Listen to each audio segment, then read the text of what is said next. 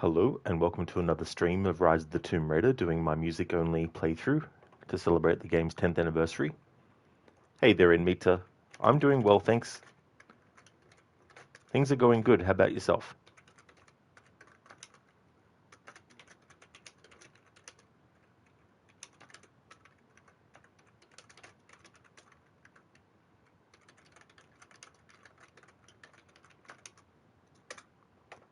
Cheers, Inmita. Thanks, dude. I'll just pin that Twitch message to the top of Twitch chat. There we go. Due to the nature of this playthrough and how meticulous need to be, how many times need to stop and wait till the music either loops or stops and all that kind of stuff. Due to that, we're still very, very early in the game. So this playthrough will take a little bit longer than it would do if I was just doing like the story and all that kind of stuff. And Mitzi, you're having abdominal pain, but other than that, it's going okay. I really hope that goes away for you soon, dude. Like, yeah, it's so friggin' annoying too, on top of the pain as well. No worries, dude. Yeah, it's just like, and then you think, oh, of course, this is when this would have to happen, isn't it? You know? At the end of yesterday's stream, the part that we're up to, we have Trinity sort of like searching for Lara, and I let the music play without being detected, and then we took out one of the targets stealthily, and then heard the music for doing that. But then we actually got detected and heard the music for that. But I wasn't actually anticipating getting detected. So it means that I need to redo that part again because I want to see if getting through that section without being detected has a different progression of music as you go through each area and take out each enemy stealthily and all that kind of stuff. And then I'll also get into combat on purpose and actually try to survive long enough and not kill them quick enough to have the music play out long enough. So that's the plan at the start of the stream. And me too, yeah. And the worst part is that you have work. At least you're working from home. That's true too. You know, it's bad enough having it at all, but if you also had to be physically somewhere else and not in your own place where you can just quickly go and, you know, if you need painkillers, you can just quickly go there and grab it. You know, you don't have to travel somewhere. Hey there, Wicked. How's things going today? Welcome on in. It's an interesting animated emote. Oh, cool. So it's like a rabbit.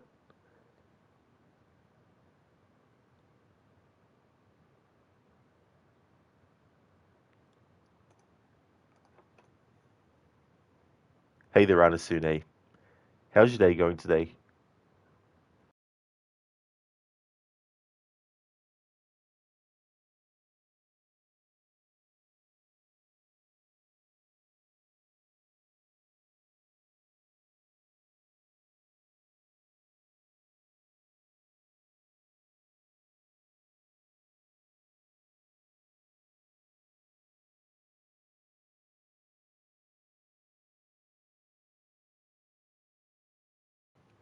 It's funny because in this screen, normally there's just sounds of wind and rain, but with just the music track on, the music's only short, and then boom, it's finished. Oh, don't you hate it when you press two buttons at once when you only wanted to press one button?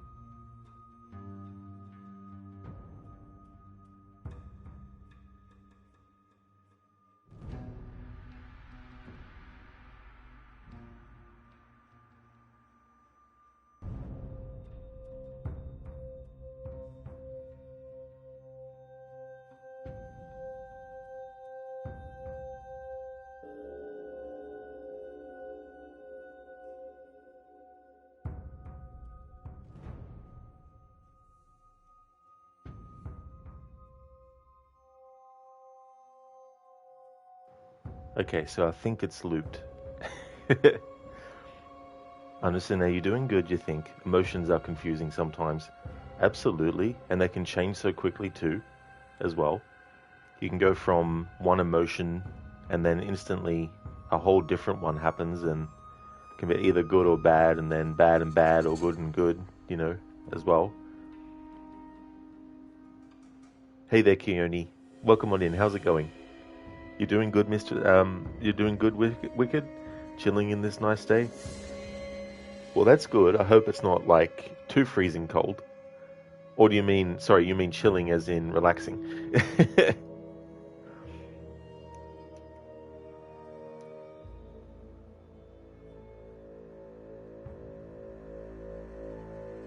Understand that you're doing better at least. Not that you were ever really bad. Like you said, emotions are confusing. Well, that's good that you're doing better as well. I hope that stays like that for, at least a decent chunk of time as well. What I'm going to do, I'm going to make the channel point redeem active from now for changing what outfit Lara wears.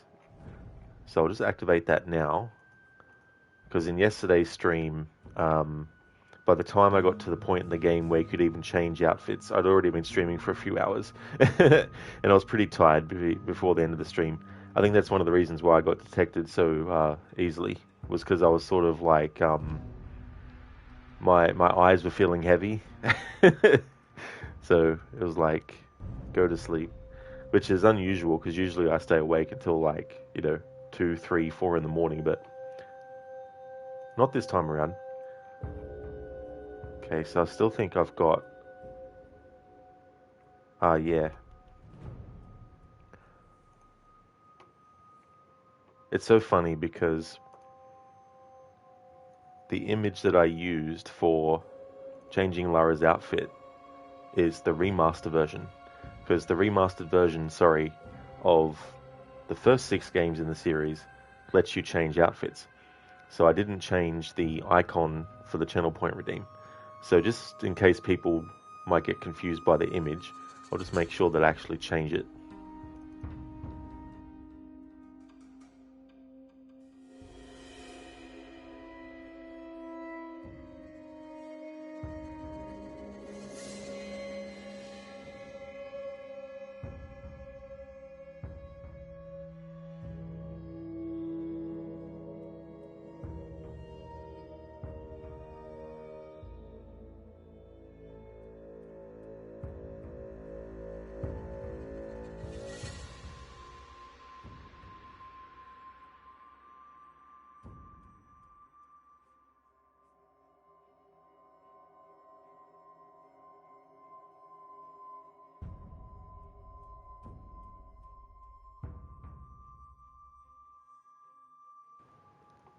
Alright, so I've changed it so that it's actually an image of this version of Lara. Alright, so that is now active. Hey there, Lench Mob. Welcome on in. How's things going? Hope you're having a good weekend. Hey there, Mr. Gote. Hope you're having a good weekend, dude. Welcome on in. How's things? Anasune, you're going to lurk as you do Master Assassin missions and revelations. Very nice, Anasune. I hope you enjoy that. Thank you so much for leaving the lurk. Okay, you people, sit tight, hold the fort, and keep the home fires burning. And, if we're not back by dawn, call the president. Thank you, Mr. Gote, for redeeming that from the 1986 movie Big Trouble in Little China, my favorite movie.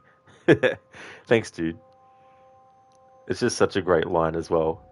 And Kurt Russell as Jack Burton has that kind of swagger, where even though he's in over his head, he still tries to carry himself like he's the big sort of like, hero. Not that he doesn't do anything heroic, but the whole funny thing about that movie, if people haven't seen it, is that the main character of Jack Burton, he seems like he's going to be the main character, and that his friend is going to be the sidekick. But when all the supernatural stuff happens, and everything goes all haywire, the roles switch. So his friend becomes the main character who knows what's what and knows how to deal with things. And then Kurt Russell's character, Jack Burton, is shown to be the one who's like, clumsy. Like there's a part where there's a fight scene happening and he goes to pull his knife out of his boot, but he accidentally throws the knife on the ground and it goes sliding away. And then by the time he's actually ready to fight, his friend's already taken care of all the enemies. So there's a lot of funny moments like that in it. Thank you, Afro, for redeeming the Change Lara outfit, Afro. Welcome on into you. So which outfit would you like? I'll definitely show which ones, and just let me know as I cycle through them which one you would like to have Lara change into. I'll just interact with this.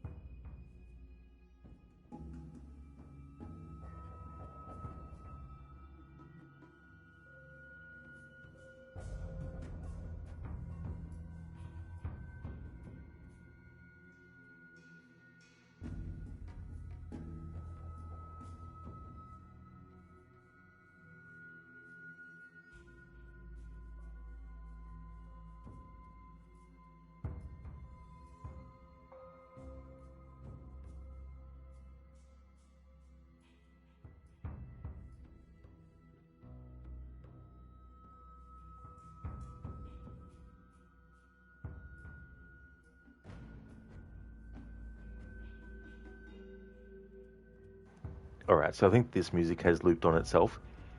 Mr. Gote, you're going good. You're up to chapter 4 of Doom and getting used to nightmare difficulty after this difficulty is the permadeath modes. Oh, very nice, dude. I'm looking forward to playing the newer Doom games. The 2016 one, I haven't played that for a few years, but Doom Eternal, I haven't played at all before. And I've sort of heard mixed things about it, so I don't really know myself how I feel about it, but only one way to find out. But it'll take a while for me to get to even the 2016 game because Doom 2 I'll be starting it on Monday. I'd like to keep it one day a week because the other days I can sort of like put other games like I'm sort of like mixing and matching and all that kind of stuff. So Assassin's Creed 3 will be my next Assassin's Creed playthrough, and when that's finished, I'll be taking a break from the annual Assassin's Creed runs, but I'll still keep Doom on just one day a week. But yeah, that's really good, dude. I hope that you get through it. Hey there, Crooked. Thank you so much, Sandy, for leaving the lurk. I really appreciate that a lot. I hope that you're having a good Sunday. Mr. Gote, why you love Kurt Russell. He's such a great actor, and the other thing too is like when you listen to audio commentaries with him and director John Carpenter, a lot of the time the whole commentary is probably 10% the movie they're watching and 90% just, two friends talking about just life stuff and how their kids were going with different things like sports and all that kind of stuff. And I think even the son that Kurt Russell was talking about on one of the commentaries for either Big Trouble in Little China or The Thing or something was actually Wyatt. And I think Wyatt is actually someone who became an actor in recent years. But yeah, Afro, the weather doesn't actually affect. But as you can see, there's different perks for different things. But I don't mind because I can play. I can play with whichever. It doesn't worry me. You'll have the Bastion of Hope. No worries at all, dude.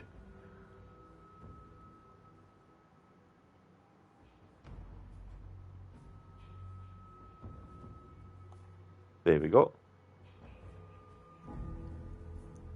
Lynch Mob, you just finished playing Star Wars Outlaws new DLC, A Pirate's Fortune. You're glad you got it for free because now they add new smuggling missions that give more rewards, and you can now upgrade your ship's cargo hold that helps during space battles. And not only that, you're able to hold a secondary weapon on your gun belt and also able to shoot your side pistol while sliding, avoiding blaster fire. That's good when they add stuff like that as well. And being able to sort of like, slide and shoot your pistol as well, like that's a really cool kind of move to be able to pull off. Wicked, you have played several times this game and never noticed that some outfits have bonus stuff. Yeah, yeah. There's more. Like there's the commando outfit. I'll still be collecting ancient coins from the Old Kingdom, so I'll keep getting them. So I'll be able to get like a different outfit later. And then when I finish the Baba Yaga DLC, I'll be able to get the Wraith outfit. So we'll have a few more options as well. Mr. Gote plus Doom would wear the fuck out of your sticks on your controller. That's true.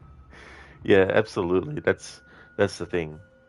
Um, but it's going to be so funny going from the Doom games where you can't aim up, down, and on angles to Doom 3 when you actually started, when you're able to. I mean, it's like, it won't take me long to get used to it, of course, but it's just funny playing the first two games where it's like, and Doom 64, where you can't aim up and down and around. Afro, you dread every time when you have to play AC3. It just has aged so badly, the whole menuing and trading. It's just too tedious in your old age. You're 24. Could be worse, Afro. Those numbers could be switched around. Which is how old I'll turn at the end of this year. The John Wick DLC, Baba Yaga. Nice one. Yeah.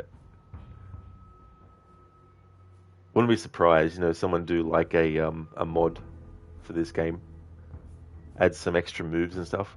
Like someone's done a massive overhaul with Shadow of the Tomb Raider. I think to the point where it's pretty much a whole new game.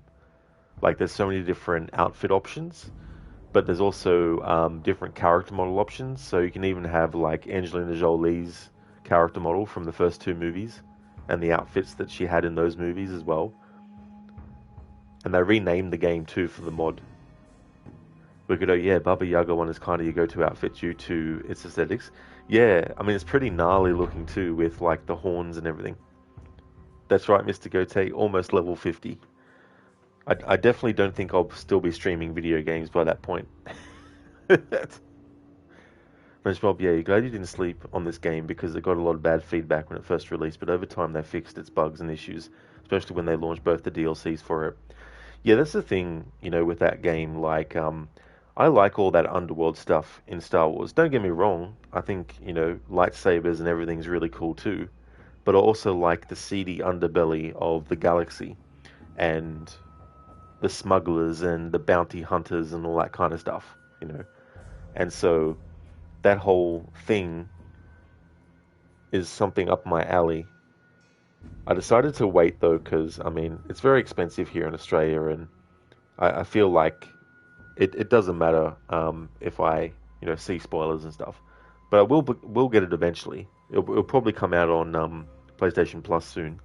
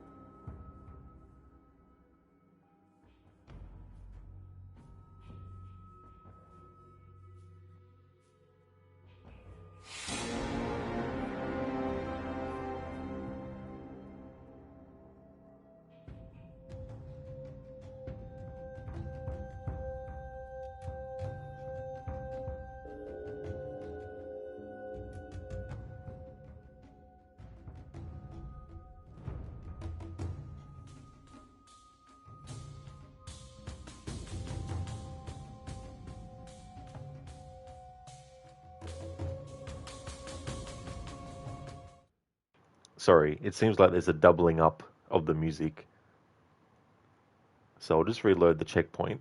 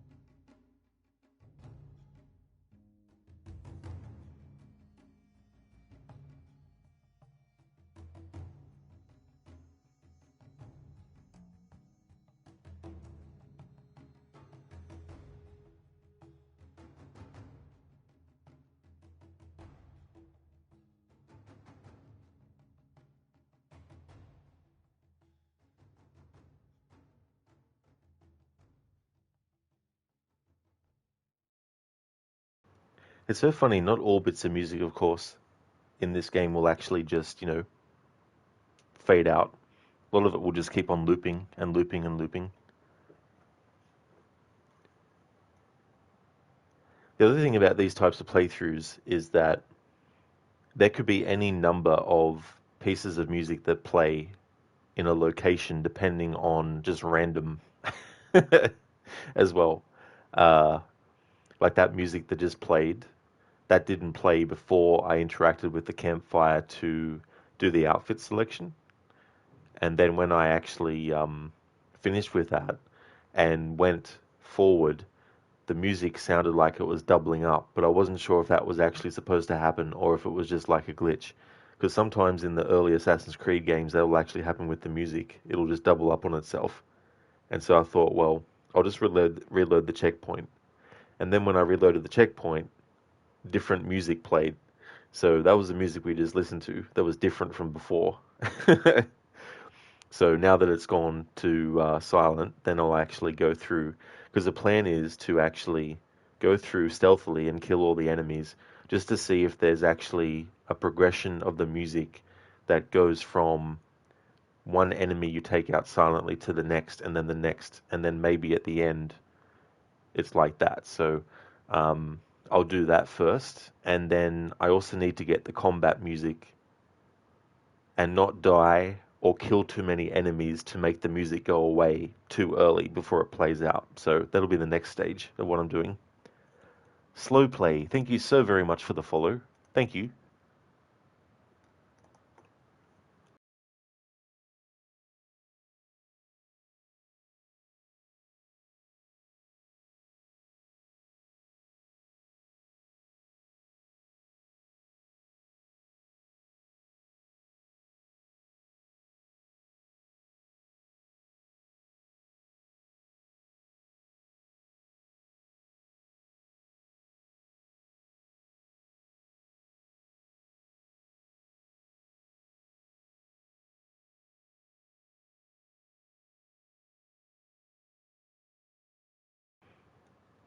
Come on, game. Jesus Christ.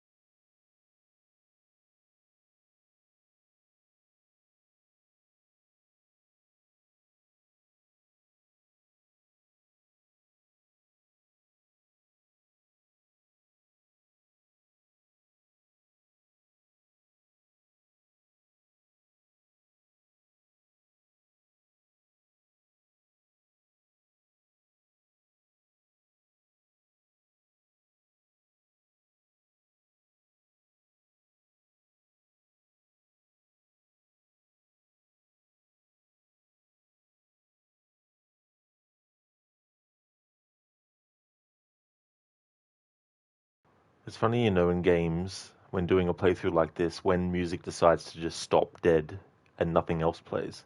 Even though you might do something that you would think would trigger a different bit of music. Like I thought by shooting near that enemy to make them alerted to something being shot near them, that maybe it would kick off a different piece of music, but it stayed silent for now. And then I thought, oh, so there's been no music even this guy's discovered his dead friend.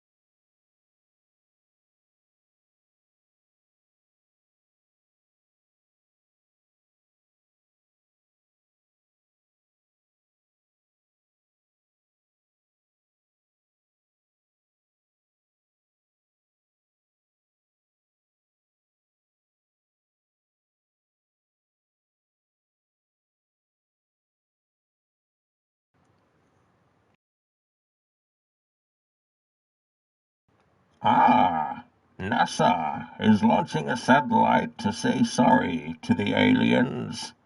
They are calling it Apollo G. Nice one, Dr. Darling. That is a pun that is just completely out of this world. It spaces me out how good that pun is.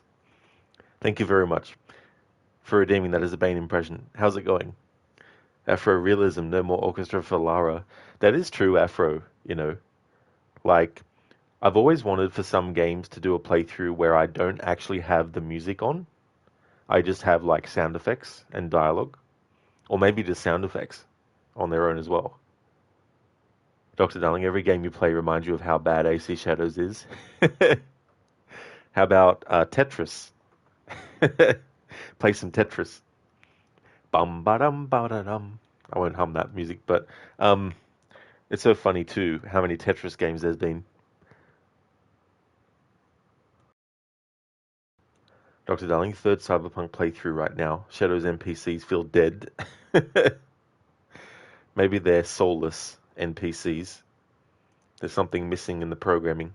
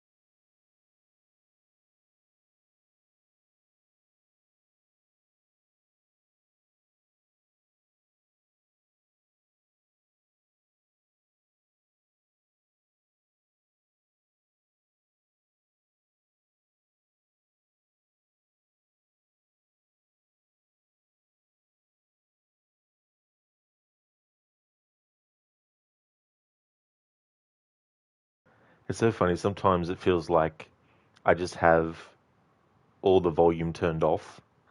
Like if you're gonna do a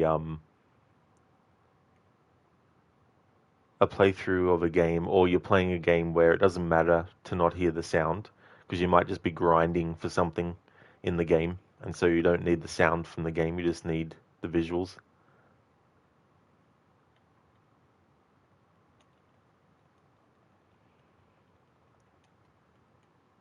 But I'm surprised that there has been zero music for taking out these enemies.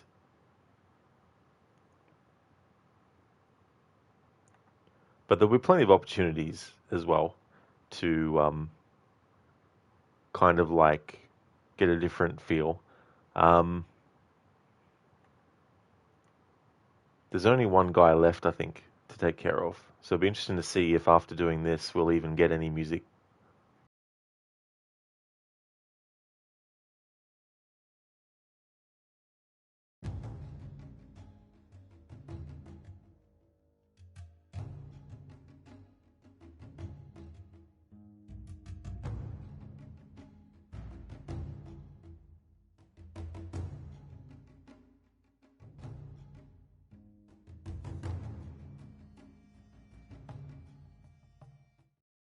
All right, so I'm pretty sure we've heard that music before. All right, interesting. I'm going to check if I reload the checkpoint whether the enemies will come back or maybe the checkpoint has changed now that we actually got rid of the enemies. Because I wouldn't mind actually getting detected on purpose and then trying to survive and not kill them all too quickly to make sure that the combat music can be heard in full or until it, loops.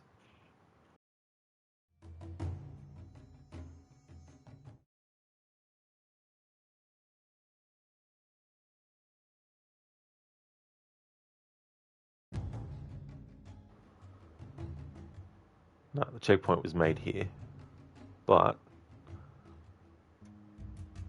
is there still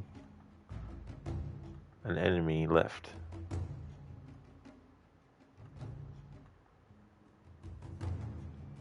No, don't think so. So it looks like no matter where you are when you kill your final enemy in the zone, the checkpoint will have a specific part or location that you spawn in at.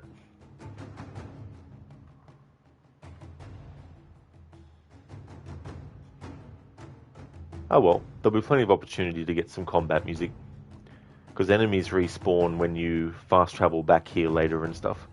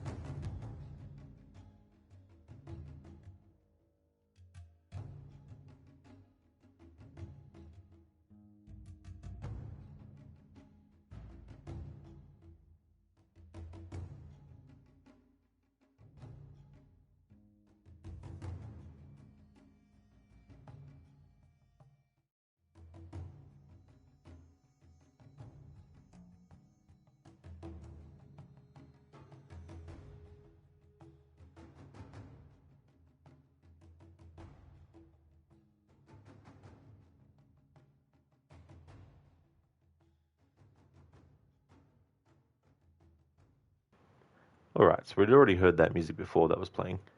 Thought I'd make this opportunity, or take this opportunity to get some of the collectibles and stuff.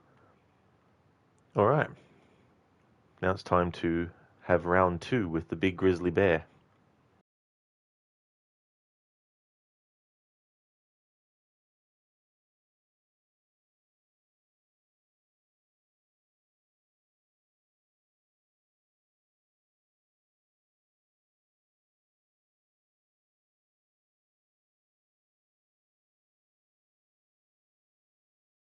But what I'll do is I'll try to make the music not get interrupted by doing something like killing the bear too early, just to see how much of the music plays before it gets to a point where it's like, yep, it's looped, time to kill the bear, and then wait for music after that.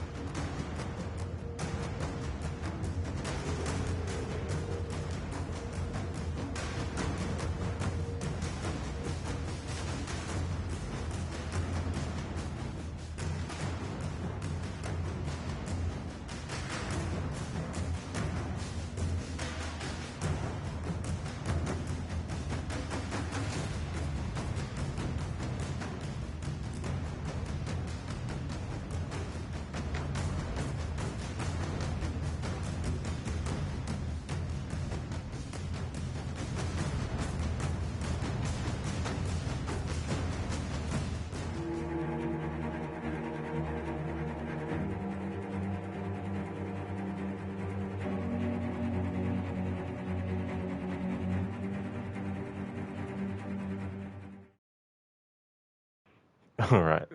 It was pretty tough because when you get to a certain point of injury, the volume of the music will slightly dampen until you heal yourself.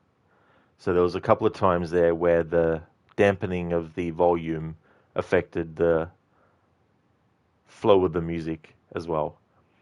So I don't know whether I got the whole piece before it looped, before the dampening of the volume was happening as well. And then there was that little bit of music after you get away from the bear's detection radius, and I thought that might play out for a little bit, but that was a pretty short burst of stuff. But then you don't know whether or not you can elongate it by making sure you're a certain distance away from the bear and all this kind of stuff. There's so many variables and increments that it might be, but you don't know that. So it's sort of like it's like in parts of these games where you have music that plays for a certain distance that the character has to travel, but you don't know whether or not slightly stopping for a few seconds is going to make the music stop, or if it's going to make the music progress to a different stage, or if it's just going to loop as well. And especially in moments where you know that if you don't do the right thing straight away, you're going to die, which then obviously interrupts the flow of whatever music might be playing too, as well. So in some ways, doing these kinds of music playthroughs is a little bit of a challenge as well. So you could probably do like a challenge playthrough with music where you're like, right, if doing a mission, the main character is detected and the music changes, you have to restart the mission. You know, things like that too, as well.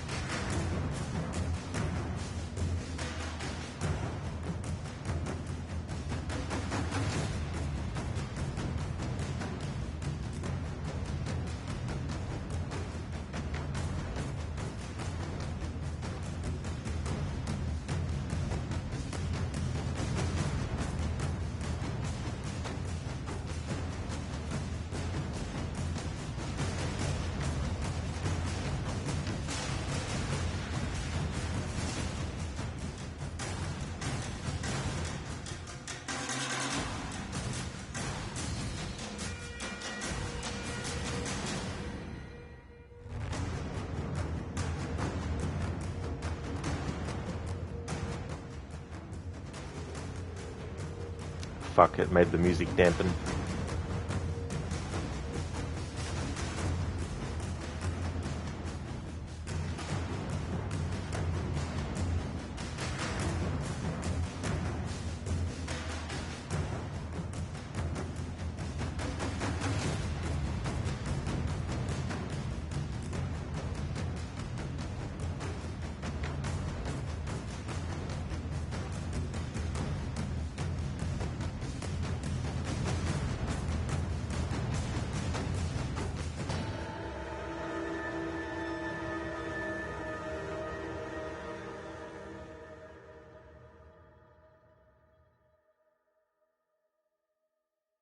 That's the best thing I'm gonna be able to get it. Hey Octavius, welcome on in. How's things going? Doing more of my music focused playthrough, fighting off the bear, trying to have the whole bit of music that plays when you fight it be unaffected by any sort of like interference, but if you get too much damage, it'll actually dampen the volume for a few seconds of the music. So I was trying to avoid that happening. And then there's music that plays if you get out of the bear's detection radius after the fight has started. So I did that and got that without any interruptions. It actually stopped though. It didn't last for too long.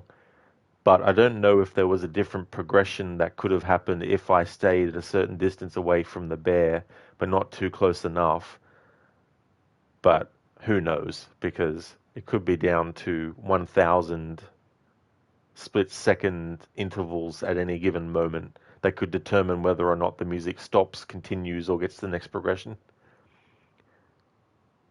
How's your weekend going?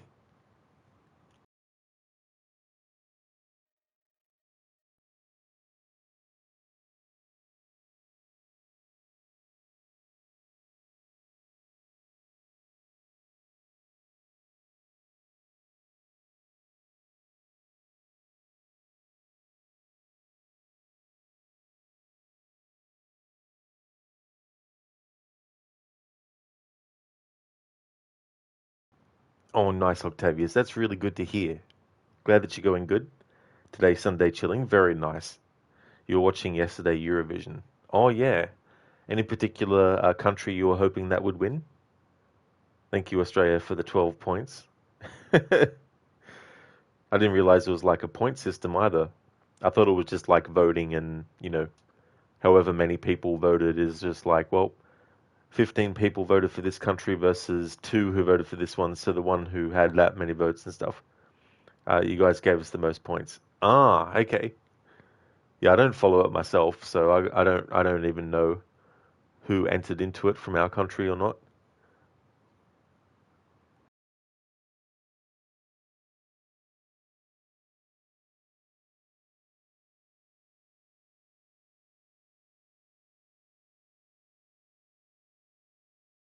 Octavius, Eurovision is a big show every year. Apparently it is, yeah. I've seen bits and pieces of it over the years, but I've never actually watched a whole full thing of it.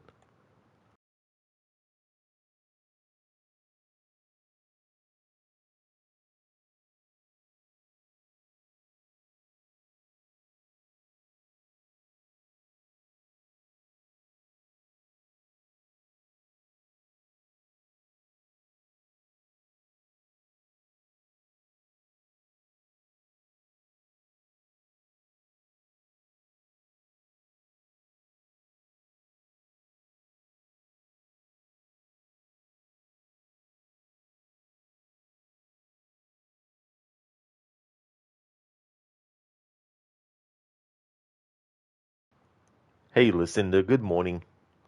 Welcome on in. Rise is going good. We just dealt with a bear, round two of it. The first time you come across it, it's a chase sequence, and then you have to get out of its grasp before you actually get killed, and then you have to fend it off a bit. And so Lara has to then find something to heal her wounds with, and then find the ingredients for some poison gas clouds. So we've just dealt with the bear in round two, and tried to get the music in the combat without interruptions. But there was a couple of times where we took too much damage, which then made the volume dampen a little bit on the music. And then there was a bit of music that plays if you get away from the bear.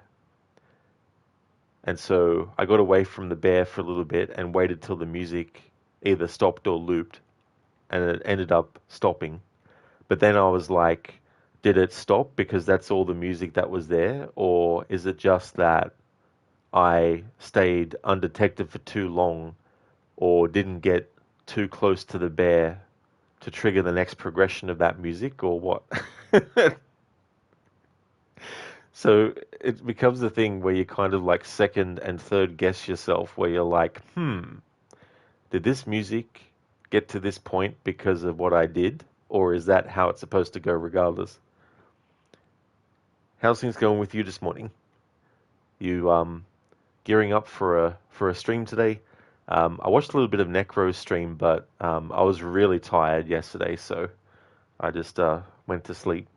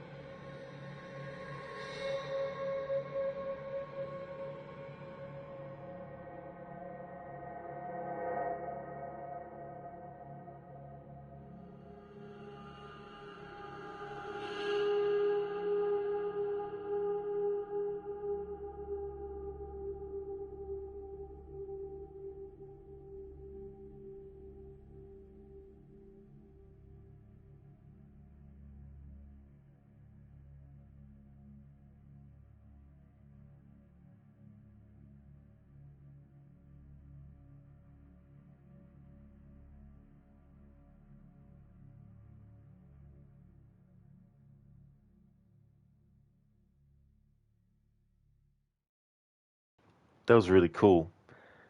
If you didn't know that I was actually streaming a Tomb Raider game and you didn't see the screen or anything and you just heard that music, you might actually think I was streaming a horror movie, like a horror game or something.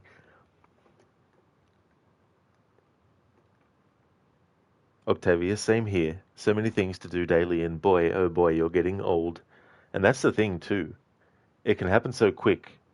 Like you look at this year, and we're almost in June, halfway through the year almost, and it won't take long for the rest of the half to just go really fast. Listen, you could tell that I was tired. Looking in your stream earlier that morning before you went to your mom's, and you sounded tired. Dan, can't believe you streamed for that much longer. Yeah, because it went for about 4 hours and 20 minutes, and when I was sort of like stealthing around, like I got a decent chunk of music while in stealth, but then I slipped up because I was sort of getting heavier eyelids, and it was sort of like, oh shit, and then I got detected. So I just rolled with it and then, killed the enemies and all that kind of stuff. And I still need to get the music if you get fully detected because when I went through stealthily, the music played for a little bit and then just stopped dead for every single enemy I killed. I would even shoot an arrow near an enemy to get their attention and no music would play. One of the enemies that I killed was found by the other enemy and still no music would play. And I'm like, what the hell's going on? And then when I killed the final enemy that was in the area, then a little bit of music played, but it was music we had heard before. So there's going to be plenty of opportunities though, because the enemies do respawn in areas when you actually come back later and stuff. You'll be gearing up for stream today, planning to do a long one if you can. You'd like to get Resident Evil 5 finished and maybe one third through Revelations 2, ideally. Revelations 2 is long, but mostly because of you. Being a trash panda, yeah. Well, that's fair too, as well. Taking the time needed to scour the area and make sure that you're actually getting all the loot that you can and all that kind of stuff. But that's really good, and I feel like Resident Evil 5, especially if you've played it a lot, it gets to the point where it almost feels like you're speedrunning it because the pacing of the story, even when watching the cutscenes and all that. So, yeah, that'd definitely be good if you could get that done today.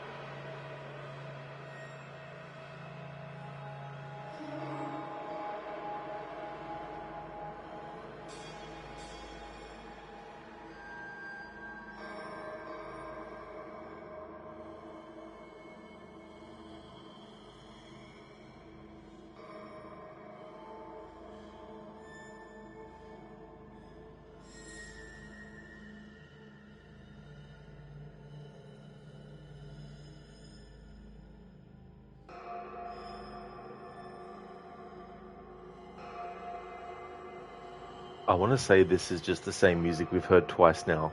Because you never know sometimes. Because some parts of a game might have three different pieces of music, even though they're split between a moment of silence. But I think this is the one that we've heard twice before. Listen, the Revelations 2 is a game where you don't have the option for infinite ammo. Not sure what you have to do to unlock it, never looked into it, so it always takes a while trying to get things.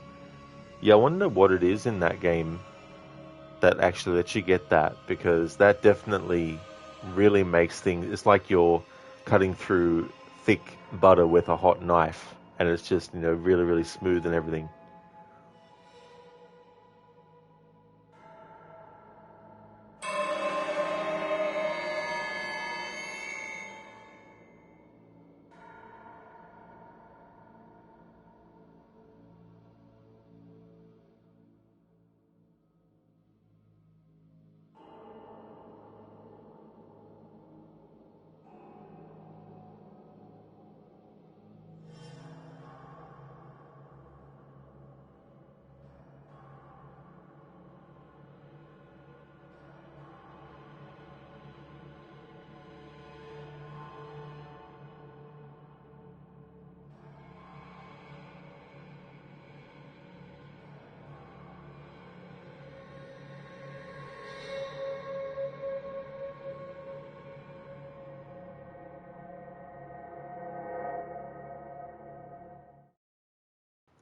Listen, you just looked it up. You have to beat the game on the hardest difficulty, which you only just unlocked the last time you played it on the hardest difficulty available at that time.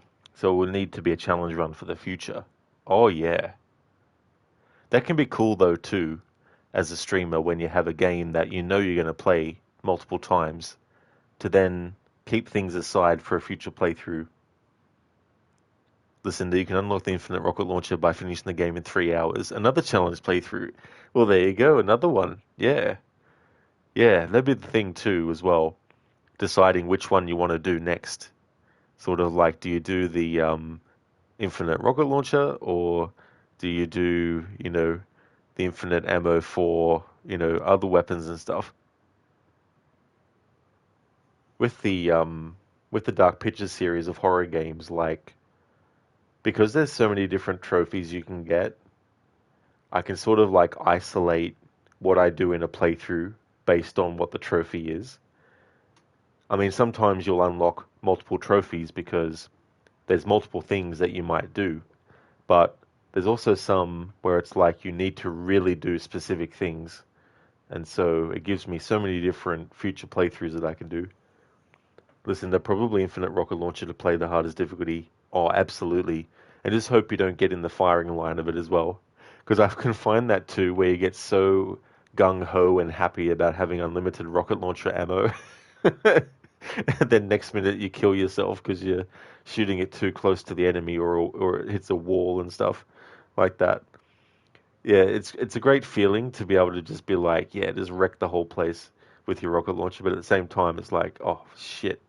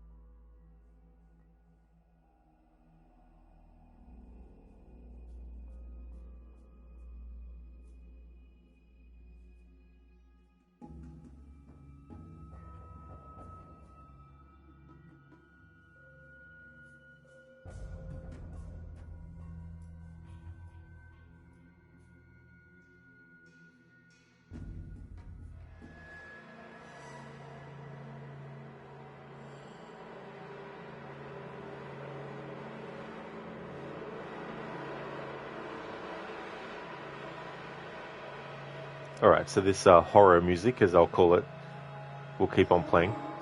Alright, what I want to do is fast travel back to the earlier part, just in case enough time has passed or enough distance has been made where enemies will respawn, so I can get the combat music.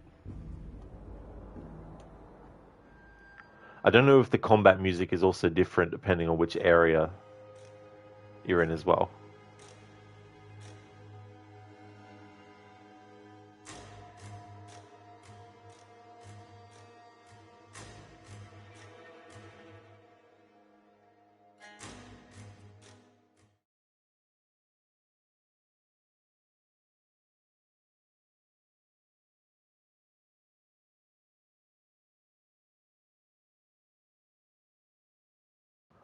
I still don't know why Lara doesn't actually grab that branch. I've done that a few times now where... Oh, now. Because I was chastising the game about it out loud. The game was like, what do you mean? I don't know what you're talking about.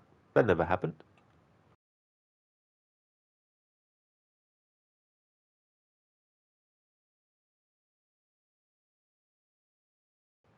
Alright, definitely hasn't been enough time for enemies to respawn.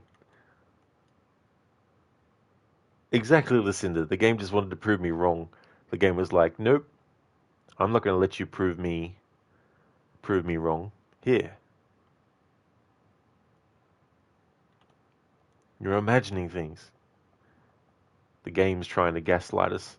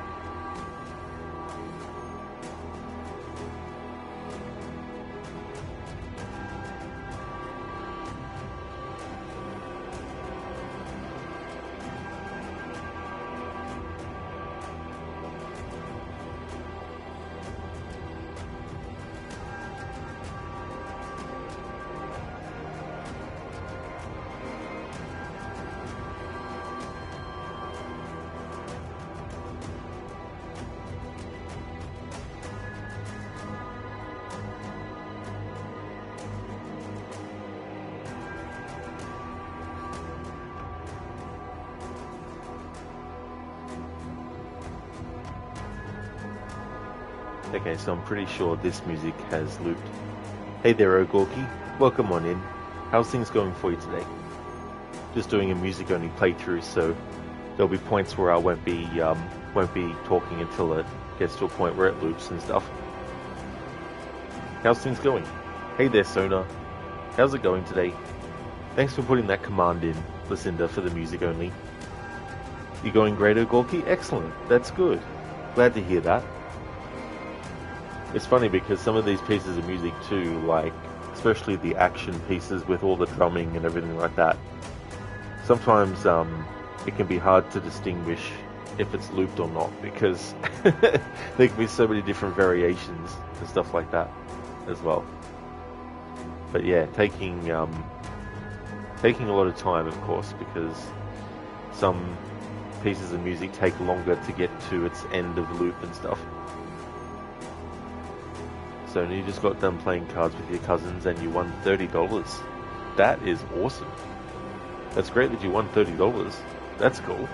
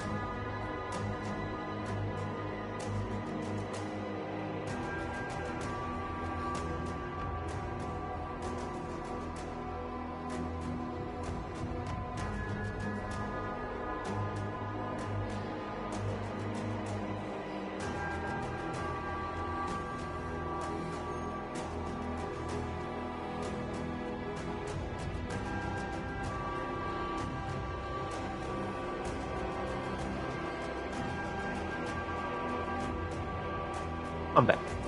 Sona also deep cleaned the house, so now it's looking presentable. Just need to do the laundry. Ah, very nice. Well, that's good. That'd be a relief to get that done too, as well. Hey, Ave. It's going really good, thanks. Things are going well. How about yourself? Were you happy with the results of Eurovision? Because I saw that Austria had won.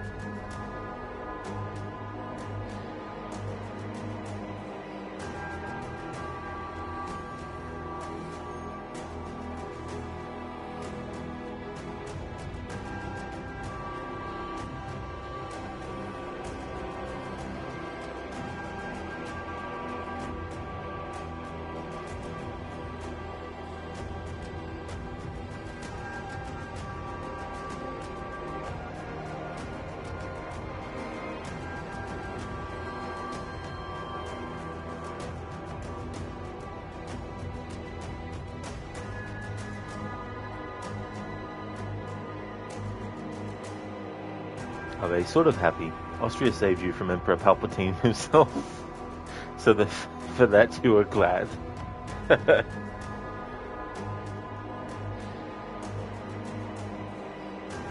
So no, not worth it. You think the price is around 130, plus you don't have enough to go grocery shopping at the moment. Oh yeah.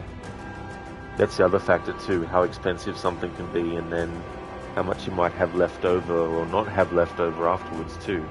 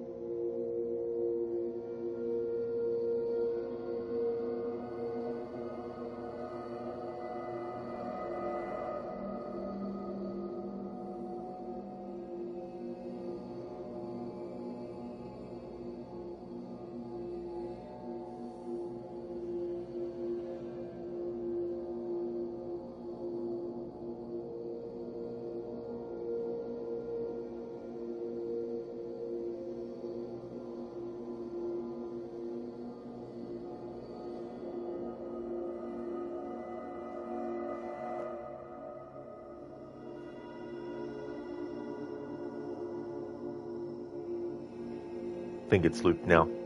Very ethereal music. So no, that's a great word to use to describe that. The funny thing is too, like playing a game so many times, sometimes there's bits of music that just blend in with the background. Not that it's bad music or anything, it's just that you're focused on so much other stuff. But when you isolate the music on its own and get rid of any sort of like ambient music, like sounds, I mean, any dialogue and all that kind of stuff, it makes you pay more attention to the music itself. And there's plenty of games where I've done this with now where I'm like, man, I didn't even recognize this music.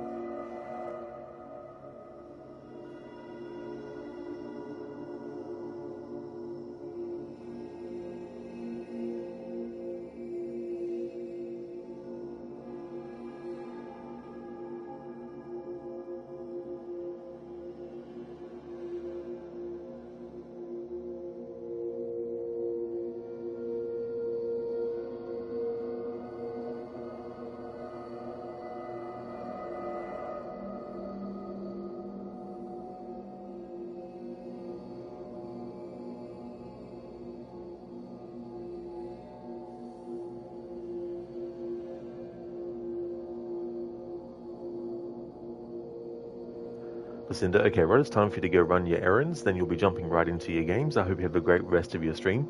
Thank you, Lucinda. I definitely will, that's for sure. I hope your errands go well, and I hope you have a great start to your stream of Resident Evil 5 as well. Would highly like to recommend people check out Lucinda's channel if you haven't before. Lucinda is doing a Resident Evil marathon, currently up to Resident Evil 5. Plans to finish that today and maybe get one-third through the next game in the series that she has lined up, which is Resident Evil Revelations 2. And then the other games after that that are remaining is Resident Evil 6, 7, and then Village, and the Shadows of Rose DLC for Village as well. Also a fan of the Dishonored series, so really like stealth stuff too. A great streamer with some really cool raccoon-themed emotes, both animated and static versions of different ones as well. So definitely recommend. And that's no worries at all, Lucinda, for the shout out. Absolutely no trouble at all. I hope that everything goes well. Definitely catch you again soon. Hope you have a great start to your stream of Boulder Punching Simulator.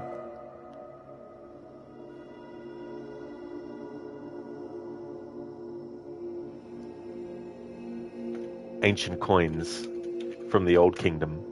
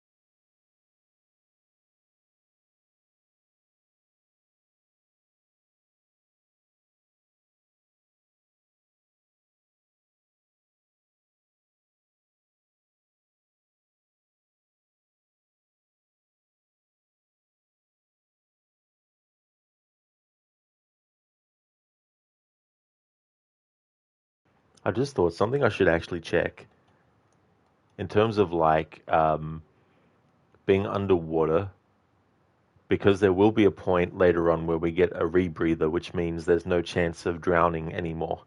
So I just want to see if there's any particular music that plays distinctive to the fact that Lara's drowned.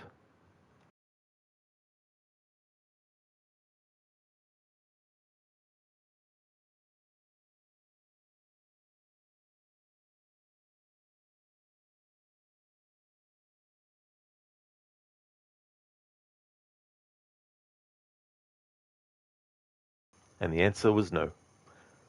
Fair enough. At least I know.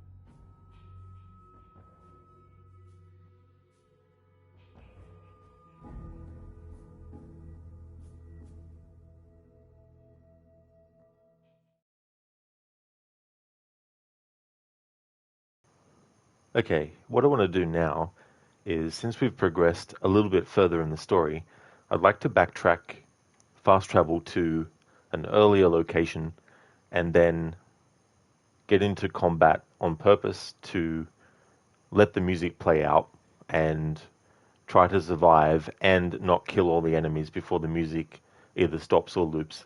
So go and try that now. I think some enemies should have respawned by now.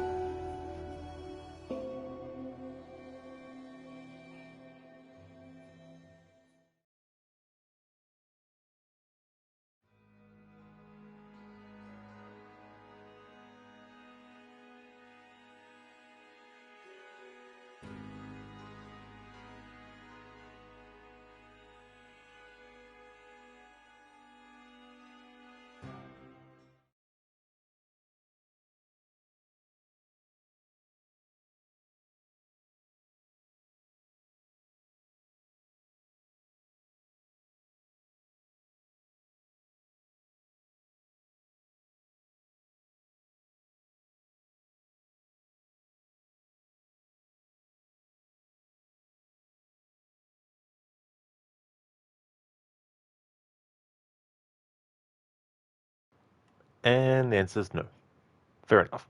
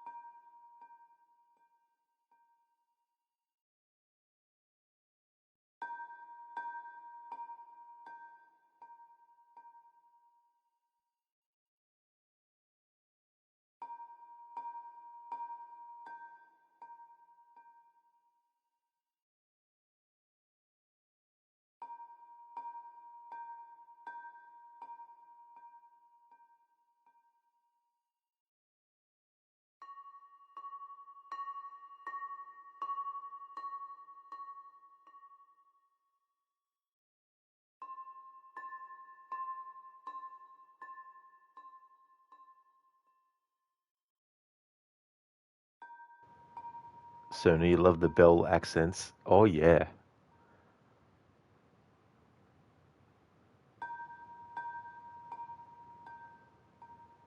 Yeah, come to think of it, that's also a musical instrument or something used to create music that I think is pretty effective. Also, like, gongs and things like that too, as well. Like in the previous game to this one, there's that whole sequence where Lara is stealthily moving through when the Storm Guard are in lines going through the corridor, and she's like, sneaking and then also going across from one side to the other and all that kind of stuff. And you can hear the bang of the bell, and then just waiting, then bang again, and it really creates a very effective atmosphere.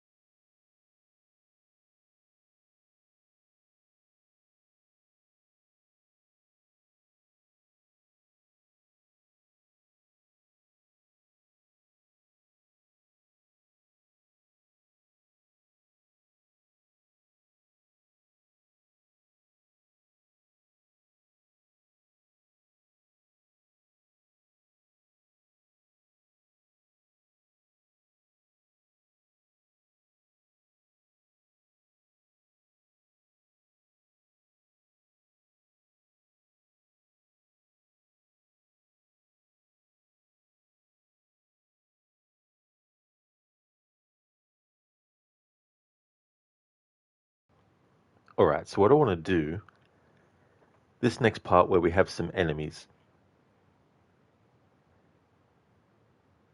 I don't know if every single individual group of enemy that you come across on your first pass through each area is going to have the same combat music or not. But when I reload a checkpoint after having been detected, it'll put things back to before I was. So it's probably best to get detected on purpose first, hear the music, then, once the music either stops or loops, reload the checkpoint and then do it stealthily. Hey there, Lone. How's things going for you today? Welcome on in. Hope you're having a good weekend.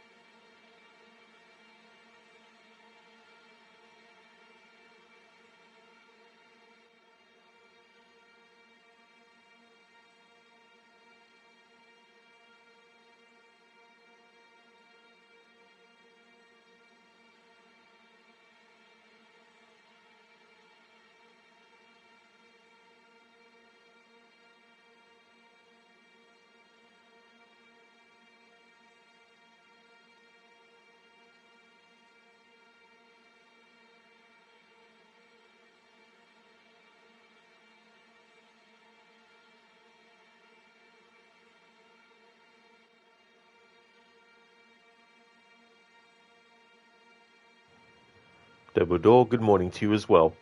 How's your morning going? Lone, been good. How about yourself? Excellent, that's good. Glad to hear that. As for me, things have been going well. Had a good Sunday. It's still Sunday, for a few more hours yet. It's almost 10 p.m. here at the moment. But yeah, it's going well. Doing more of my music only playthrough to celebrate this game's 10th anniversary as well. I've done it with a few games now, and it's always interesting to come across music that you might not necessarily notice because going through and just doing things without stopping and starting and then stopping and starting can really make it so that bits of music that you don't normally hear, you get to hear as well. Or there's some instrumentation in a piece of music that gets covered over by sound effects or dialogue. You can hear the other elements of the music, but there might be tiny little bits of instrumentation that get covered by the sound effects and dialogue that you can't hear until you turn those off and just have the music and stuff. Glad to hear that you're going good, Dumbledore. That's excellent. You just had some coffee? Oh, very nice. That's cool. I hope you enjoyed it. Yeah, almost 10 p.m. Yeah, it was funny. Yesterday I had a really late start to my stream. It was about 9 p.m. yesterday, and today I started a couple of hours ago. Hey, Senny. Thank you for redeeming the Change Lara outfit, the Spirit Weaver outfit, if you have it. Excellent, dude. Thank you very much. I don't know if I do, but I'll reload the checkpoint. Oh, and we'll go back and we'll see.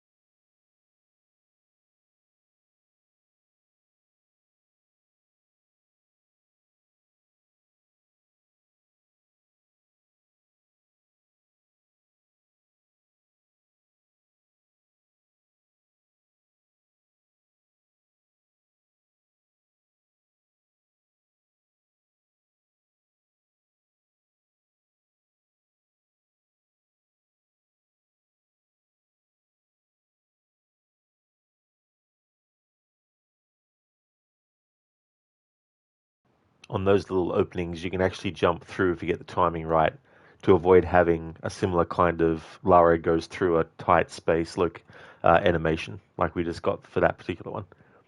However, you can't do it through those ones because the crack in the wall is not wide enough.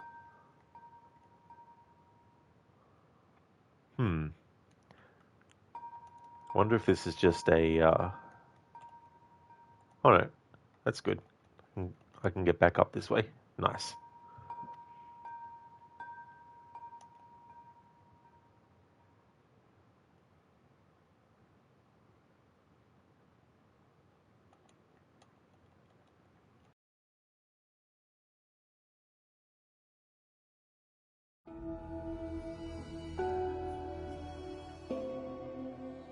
Okay, so let's see if we have the Spirit Weaver.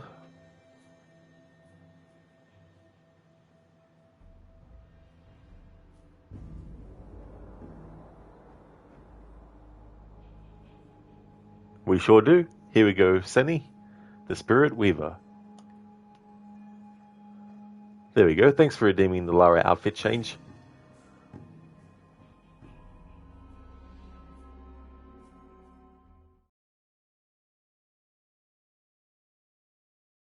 Ah, no worries at all.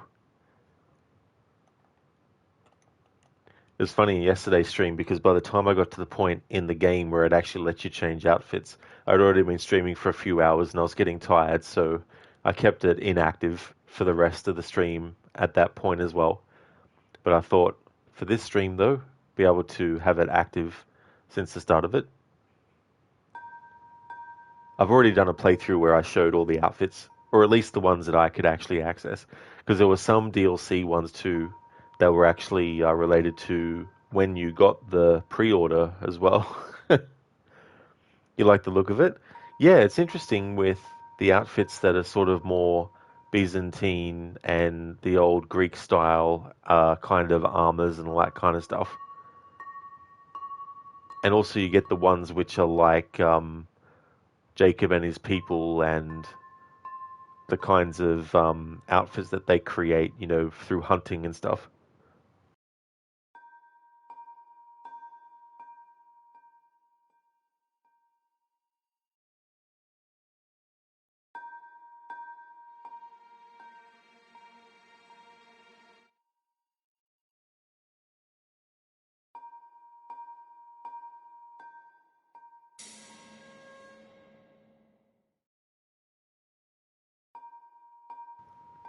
Crooked, oh lovely lol. Gotta love when content is locked behind pre-ordering, meaning you can't get it post-launch anymore unless they patch it in later. Exactly, like you can get this outfit if you pre-ordered the game back in 2015. It's like, well, that doesn't fucking help me now, does it? Anakin, Grey Walker, what a baby. That's a good one. Anakin Crywalker. Thanks for redeeming that, Kieran. Here's an Arnie impression. Stop crying, Anakin.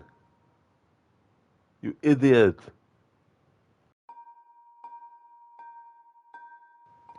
So these two enemies here, I'll let them detect me on purpose, and then let's see what the combat music's like and try and keep it going without killing them or without dying and see if we can get the full piece of it before it starts to loop or stops. Hey, Sheila, welcome on in, dude. It's going really, really good, thanks. Slowly but surely getting through the game. We're still very, very early by comparison of what's left in the game, but I've been really enjoying doing the music only. It's been cool to hear pieces of music that otherwise you don't necessarily focus on, and that's been great too, as well. And also to take in the environments, because in the first phase, I didn't really spend too much time showing off the locations, but being able to do this music only focus and wanting to make sure it's not always just leave the camera still and then wait for the music to finish your loop. It's been good to slowly move the camera around and show all the different bits of the environment too. How's things going with you, dude? I hope things are going well.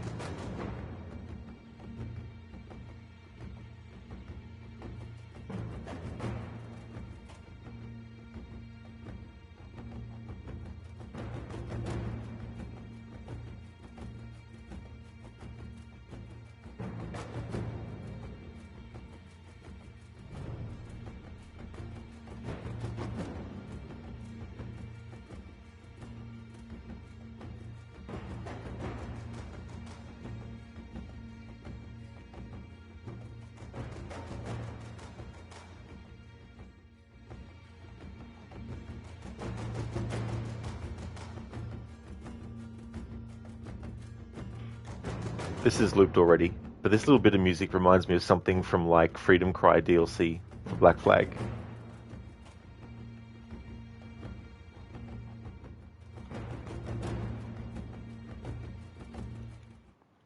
Sheila, great to hear. Music is such an important part of games, and we just realize it when it's missing. That's why you love those music only runs.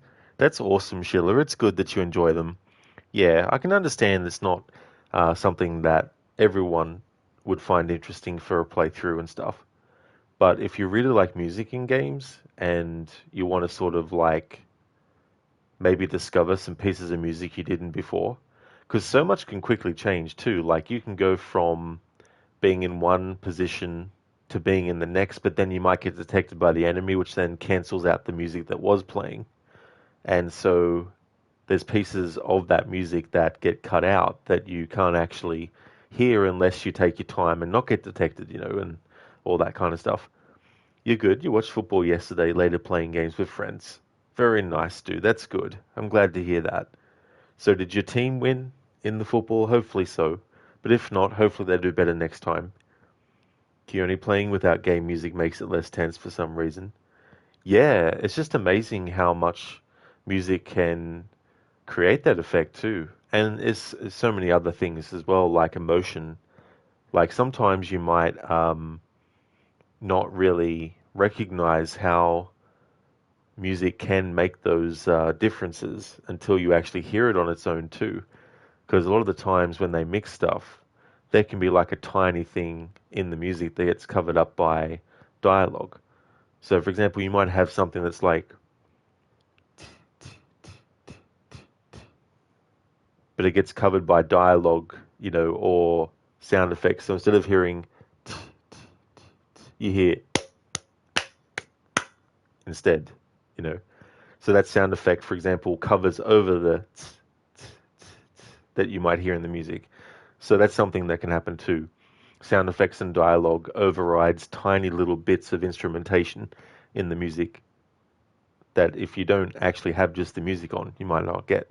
The only problem is for people who might want to try this and do this with games, not every single piece of music in a game is actually tied solely to the music volume. There's been a lot of games where if you have the music turned on but no dialogue or sound effects, some parts don't even have music at all unless you turn the music and unless you turn the sound effects on. Like in this game, for example, at the start, if you have just the music track on, there's no music in the narration of Lara's father. But if you only have the sound effect volume, or you have just the music and the sound effect volume on, then there'll be music that's actually in that scene as well. So that can be annoying sometimes. And there's just some cutscenes where you can't, like you can turn off sound effects and dialogue, and then in certain cutscenes, it doesn't matter. It'll still have the dialogue and the sound effects in it as well. So not every game is 100% doable in a way where you can go, yep, just have the music volume on, and then every single instance of music will just play on its own. Keone, like playing Elden Ring without music felt weird. That'd be interesting too as well, because like for some games, not hearing the music and just hearing the sound effects, it'd be interesting to do that with some games and just see, because there might be some games that the music might even distract as well. So we got that combat music. Now I'm going to reload the checkpoint and then just go through that section without being detected.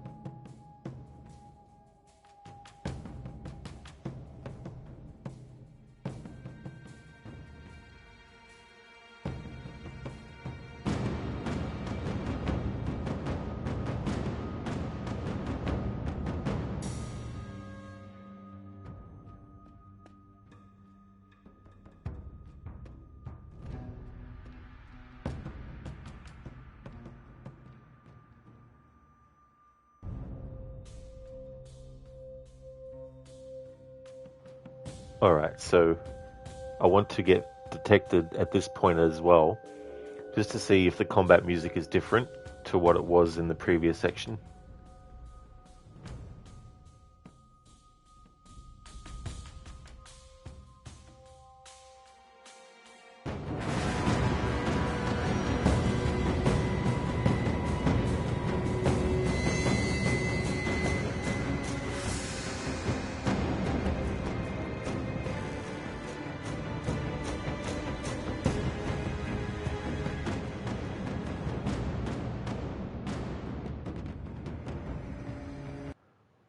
Alright, it's going to be pretty tricky because don't have too much room to move. And the other thing is too, in this game, unlike the previous one, if you stay out of enemy sight for long enough after being detected, they'll actually lose sight of you and lose track of you. Whereas in the previous game to this one, they'll just keep on searching for you.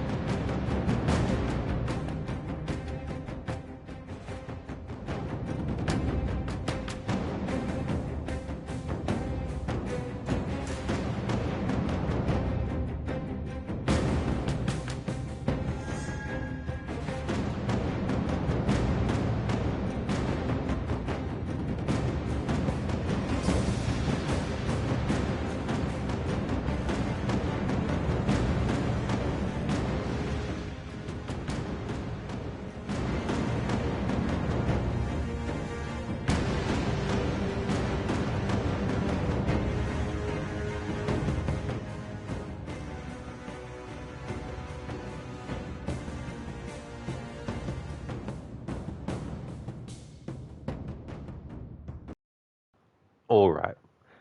There's so much going on in that music, so many different changes and so many different elements and mixing and matching and all that kind of stuff.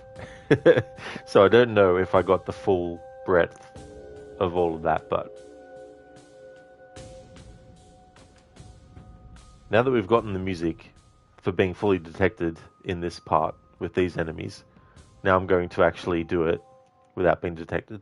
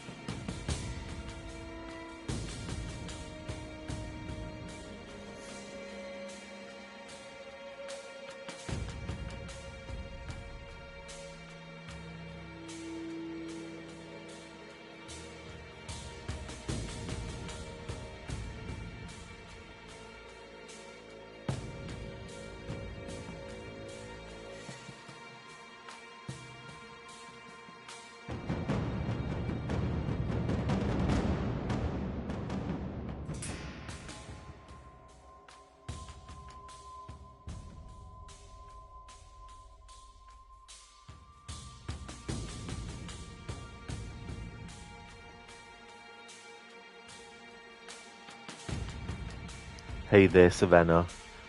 This area reminds you of a section in part one.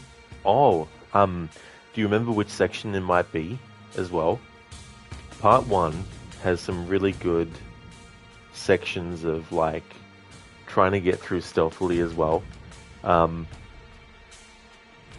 I don't think, yeah, I haven't actually done a stealth challenge with that game before, come to think of it. It's so funny this music that plays if you're directly behind an enemy and haven't been detected. And it's one of those things too where the enemy AI doesn't, after a few seconds, sense that someone might be behind them and turn around. So it's interesting that this will happen.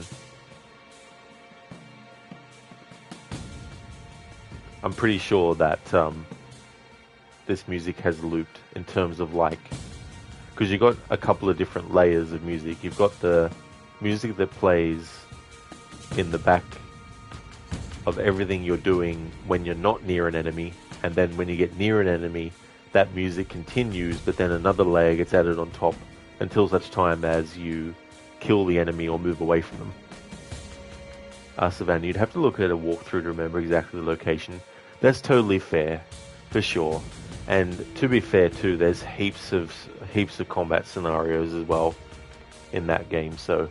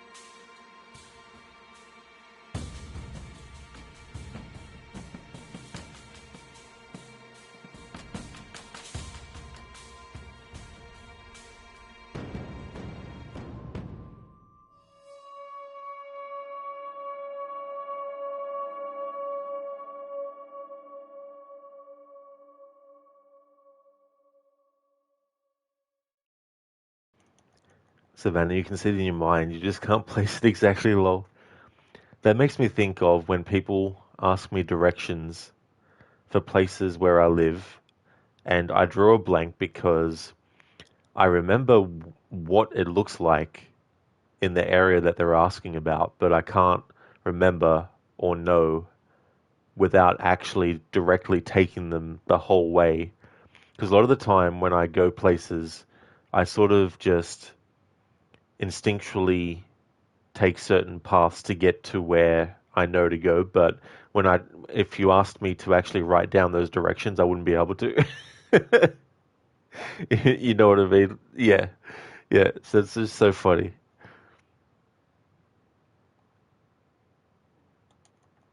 And I'm terrible with street names. I'm just sort of like, can't remember the name of the street, but I know what it looks like outside.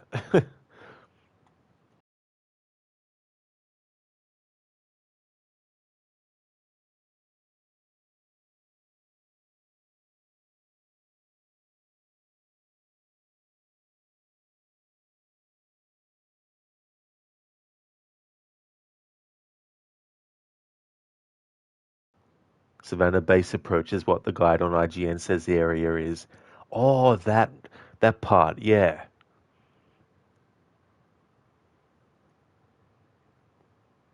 It's interesting too, that whole shantytown area and all the different layers of it too. It can be tricky as well if you're doing 100% trying to find all the collectibles. It kind of looks like where we are at the moment, Savannah. Yeah, yeah. That's the other thing too. Like, I wonder how much of the assets that can be the same due to the locations just get, transplanted from one game to the next.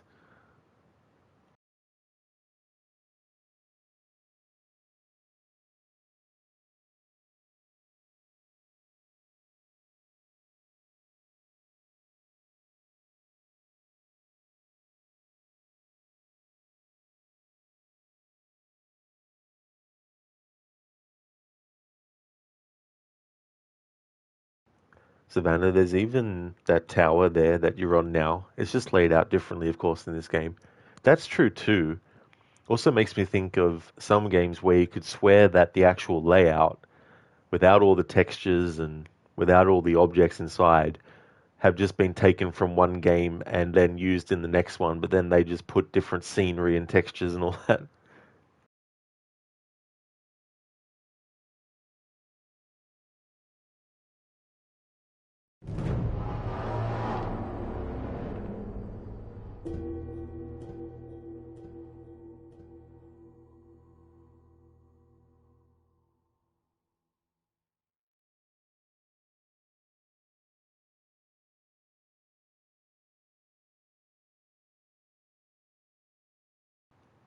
So there's going to be a moment here where, if you want to, you can just straight away save the person. But for this music only playthrough, because I'm going to wait until the music plays out, unfortunately, this NPC is going to die.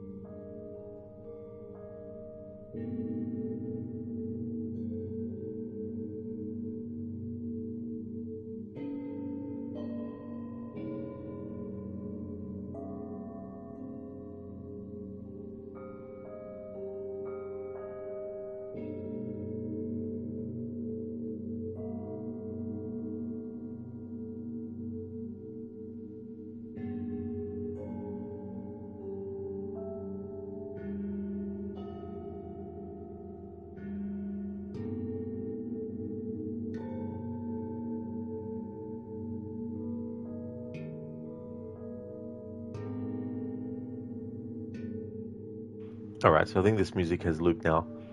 I was actually wrong. The guy will die regardless of whether or not you actually shoot the guys first or just wait and then all that kind of stuff. But it was interesting. I'm glad that the music in combat kept on playing even though I had Lara go into the other room. I wasn't actually expecting to be able to do that during a combat scenario.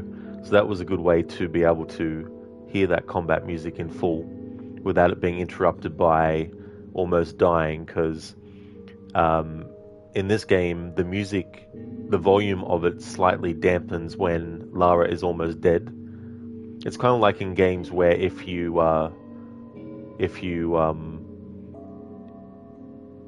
get a part of this, like a part of the game where you might go into aiming mode, and then it might play different music, based on you going to aiming mode, and it might change it. Or if you're doing a dodge move, like in Assassin's Creed 3, for example, when I did a music-only playthrough for that, in combat, if you actually press the button to do a counter and it goes in slow motion, it actually makes the volume of the music go a bit lower a little bit.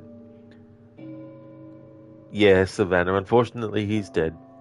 No way to save him, as it turns out. Hey there, Spectrum. It's going really good, thank you.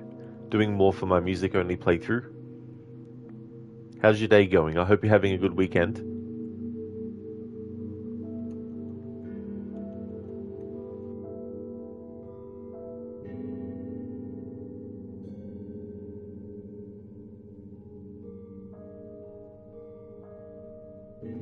Soon we're going to be introduced to how sadistic the character of Constantine in this game can be, even to people that are actually working for him or under him as well. And if you don't do your job right, it's not just a slap on the wrist that you'll be getting. You'll be made an example of.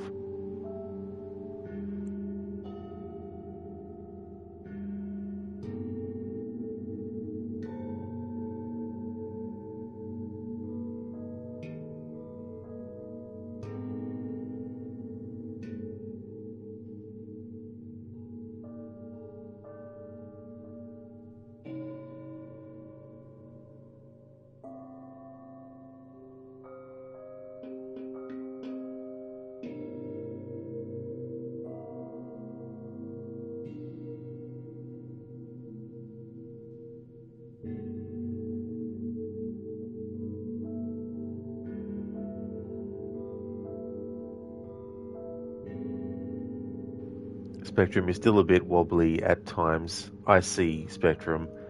Yeah, that'd be quite freaky with having, vertigo and not knowing whether your balance is just going to be really, really skewed, from one moment to the next as well. Hey there, Max. How's it going, dude?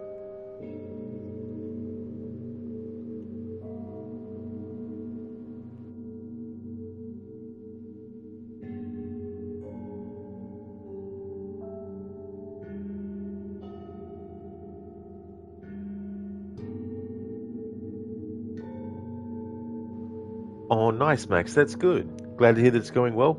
That's excellent. As for me, I'm doing really good. Today's been good. Almost Monday. Just a couple of hours and about 20 minutes on top. Then it'll be Monday. Dreaded Monday. They're going really well.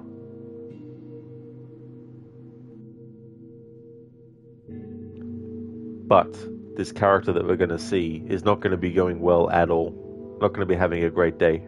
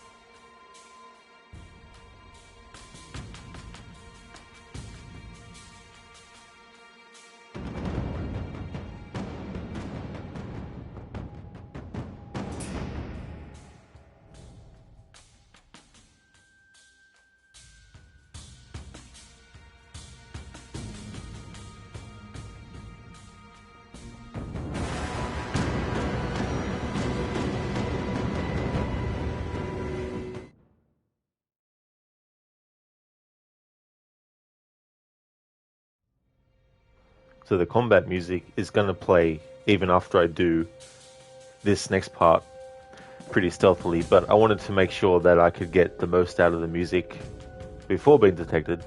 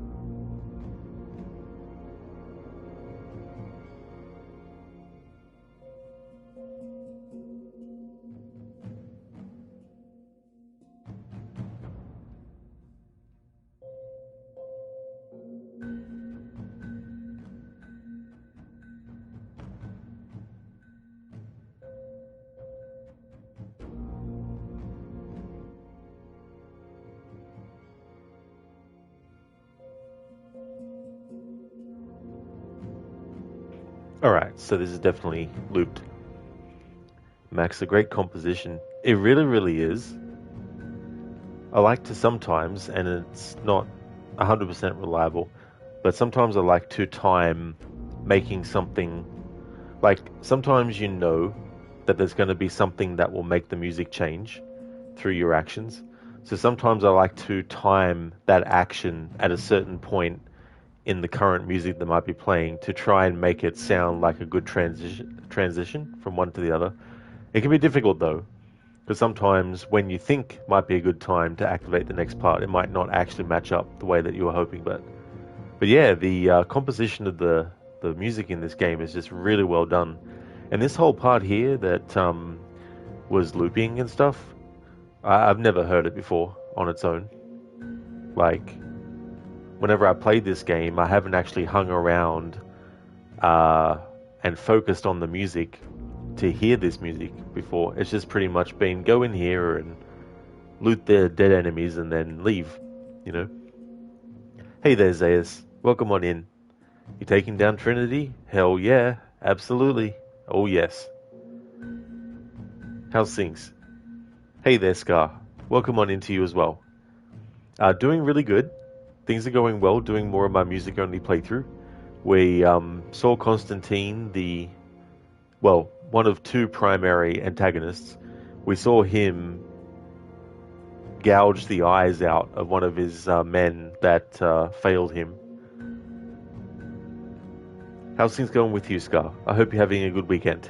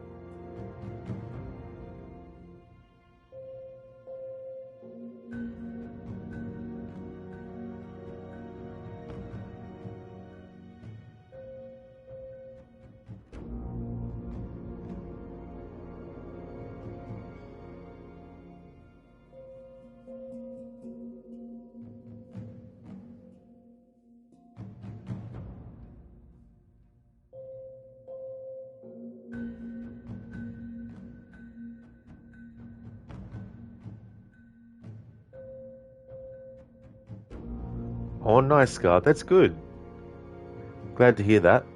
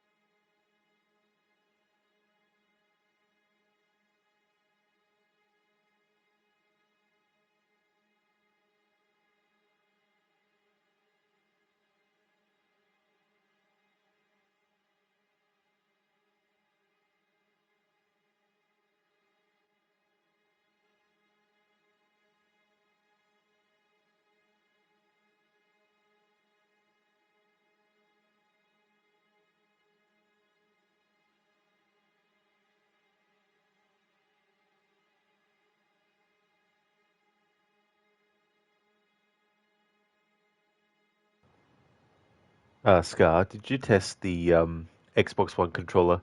Oh, not yet. No. Yeah.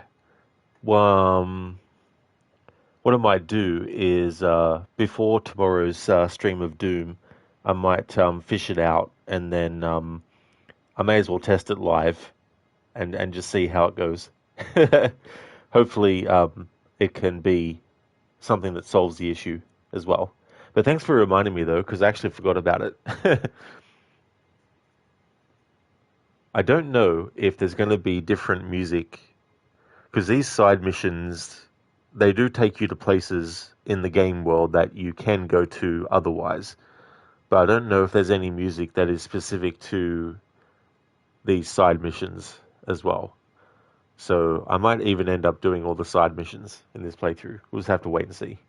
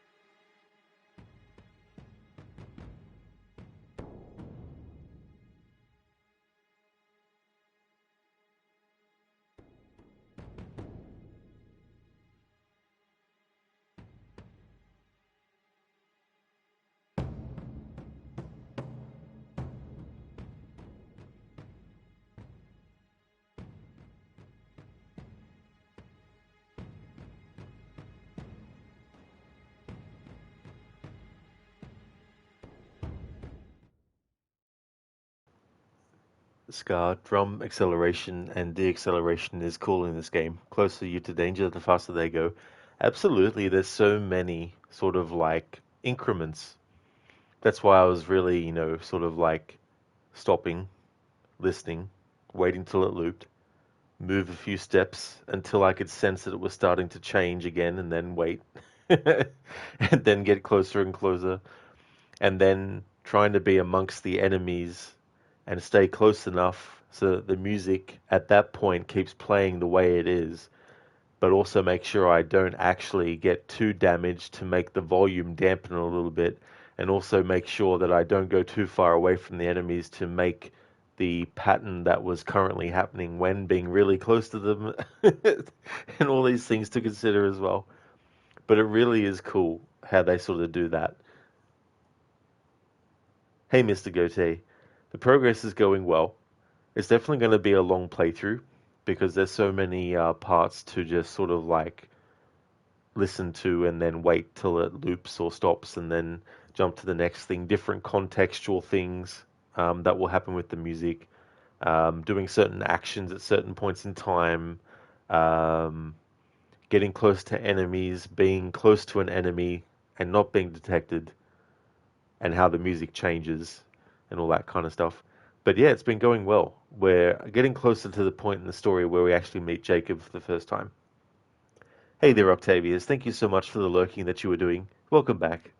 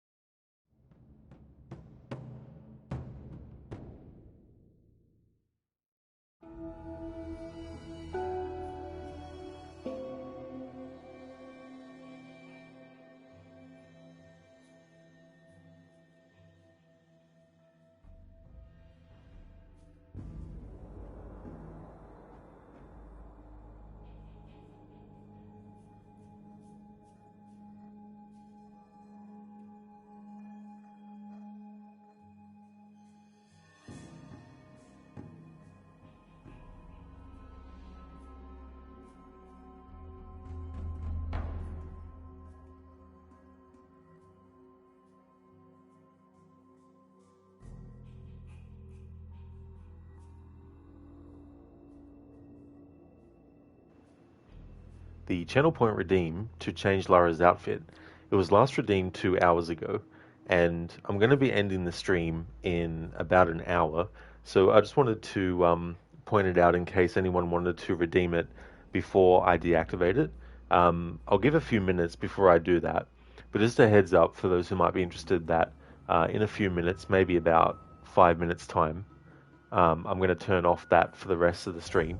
But if you want to redeem it, then that'll be an hour's worth, which is what the redeem will be for. So if you redeem it, um, it'll be like an hour of game time that the outfit is selected for as well.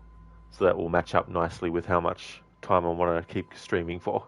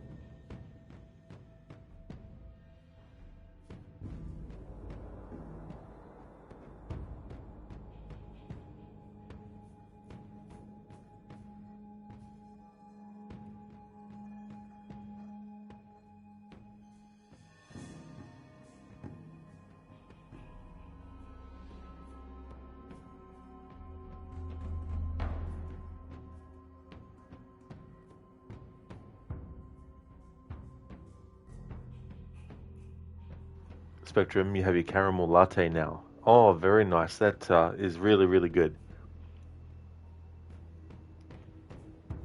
Yeah, coffee with caramel flavor. I love that.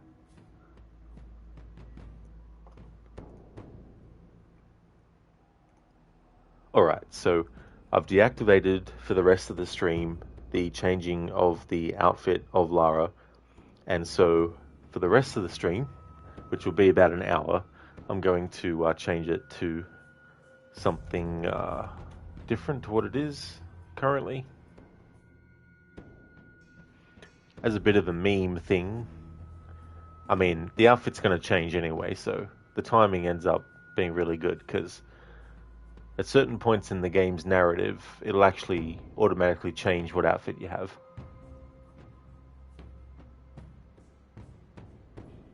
But yeah, in Siberia, we'll have Lara just wear like, a thermal shirt like this. I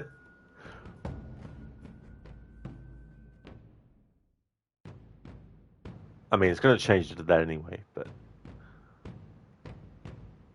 Spectrum, you say caramel like you do. Oh, really? Yeah.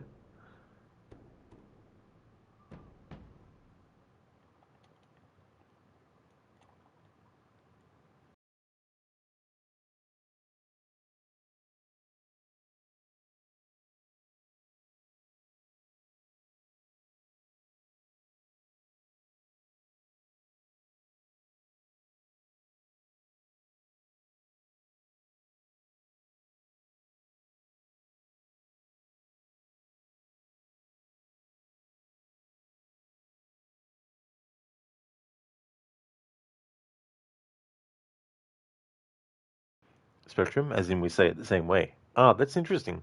Yeah, I never even thought twice about how to pronounce the word, to be honest. Um, Now I'm sort of starting to think what other ways in which it can be said that I might have heard, but just didn't even realize.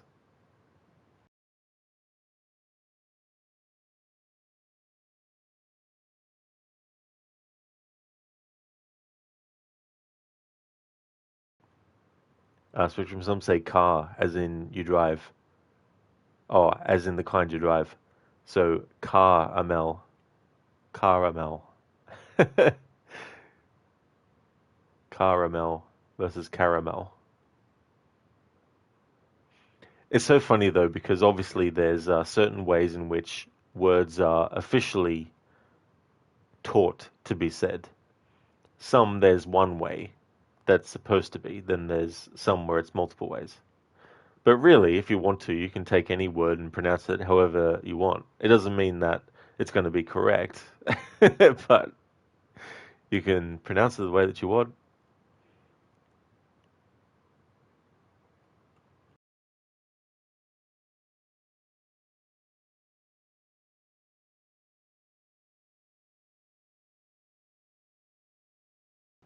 Like for potato, you could say potato instead of potato or potato. Although potato to me seems weird, but tomato doesn't. Potato, potato, tomato, tomato, tomato.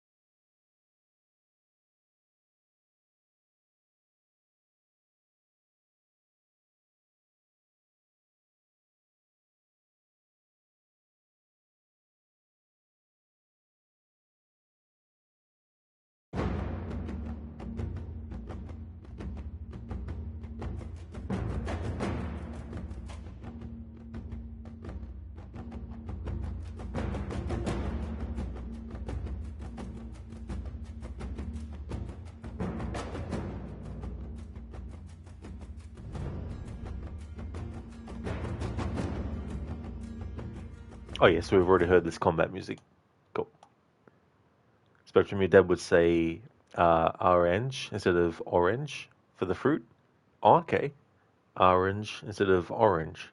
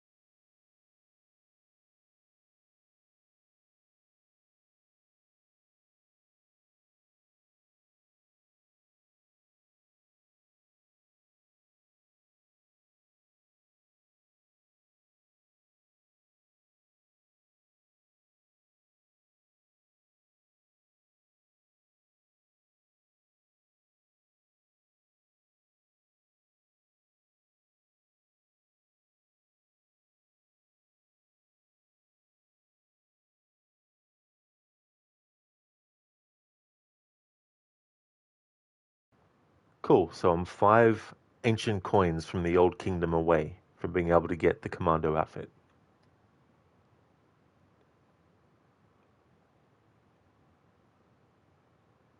But I can already get the rope ascender. Well, As much as I love the rope ascender, I'll get the commando outfit so that when someone redeems the outfit change, if that's an outfit that they'd like Lara to wear, then at least I've got it then.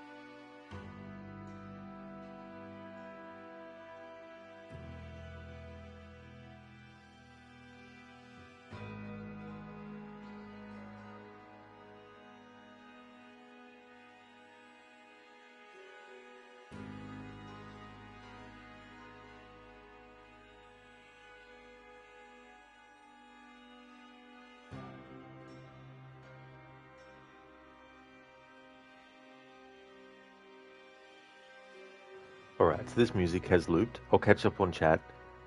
Thank you for redeeming that, Scar. I'll just get set up for it.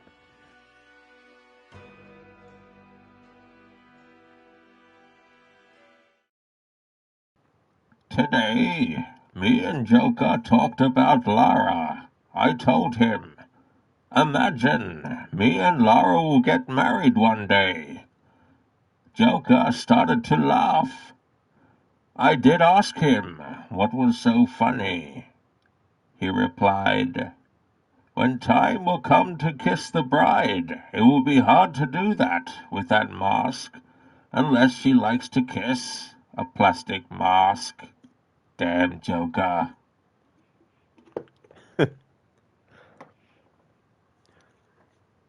There's that quote from Batman 1989 called Love That Joker, when he uses the chemical in like deodorant and all that kind of stuff to make people die with a big grin on their face or to be very, happy and all that kind of stuff before they die.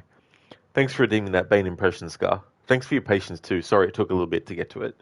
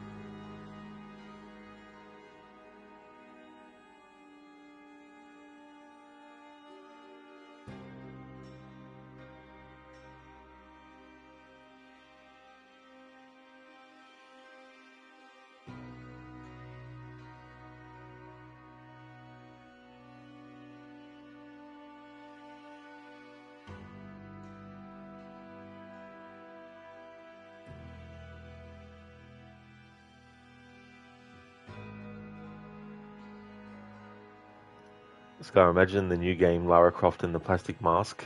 It's like have a Bane from the Dark Knight Rises outfit, or the classic Bane. Although he doesn't have the face mask, so more so the Dark Knight Rises version.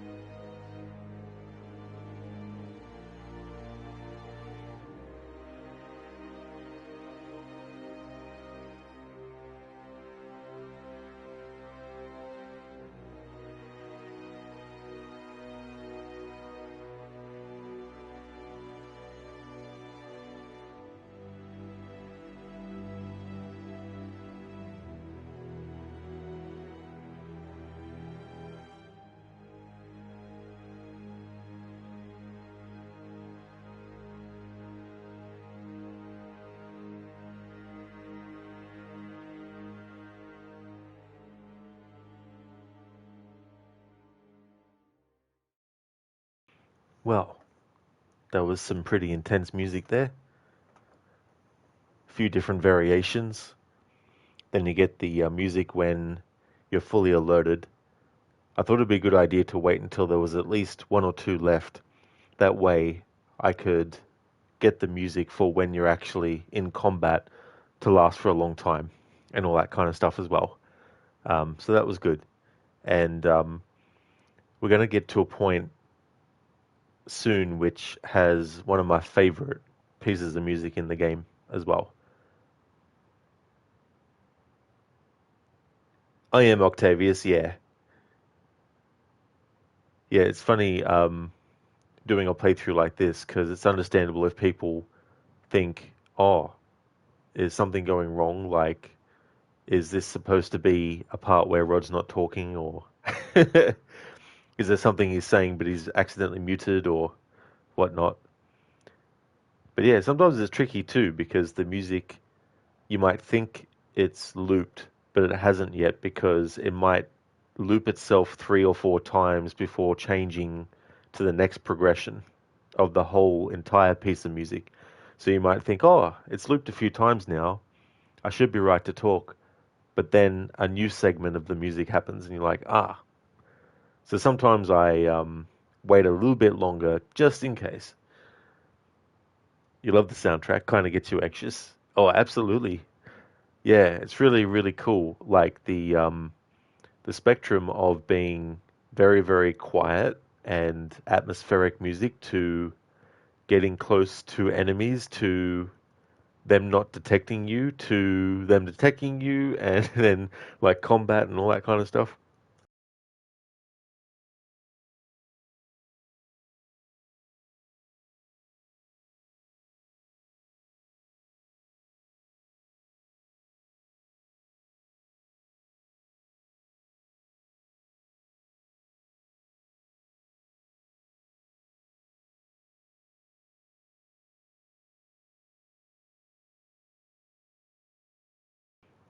I was Octavius, yeah.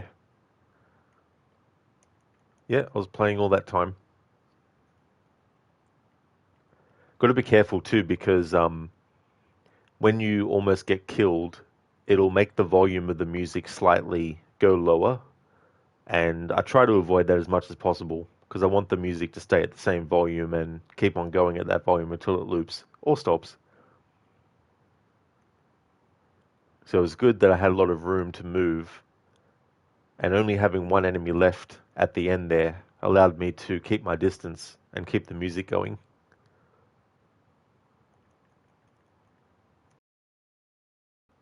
But it's been going really well. When we reach a certain point in the story, I'm going to end the stream. So it'll be like a 5 hour to maybe 5 hour and 10, 15 minute stream. It just depends too, because different pieces of music and stuff having different lengths and things.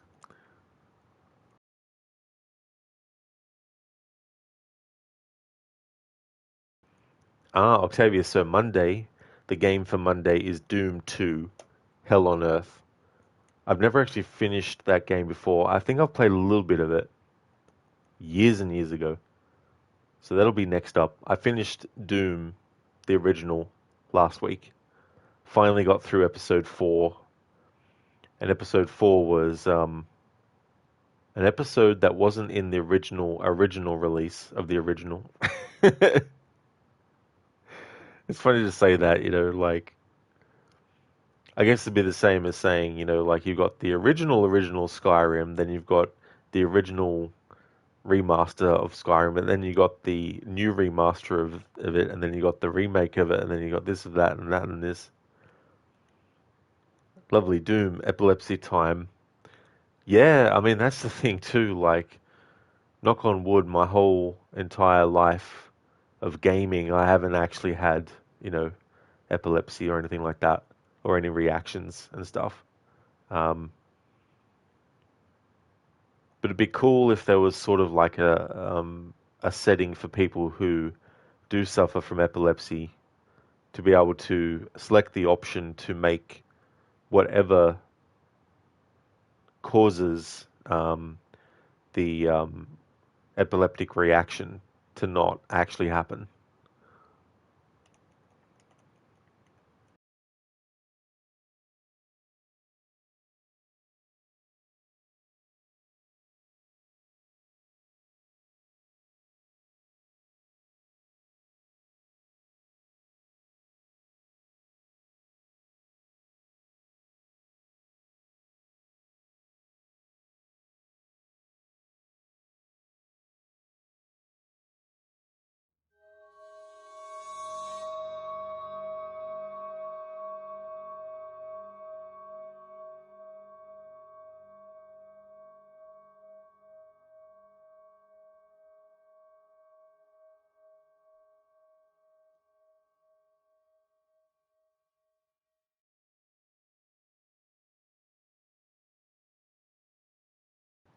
Octavius, get some sleep. It must be late there. It's still early.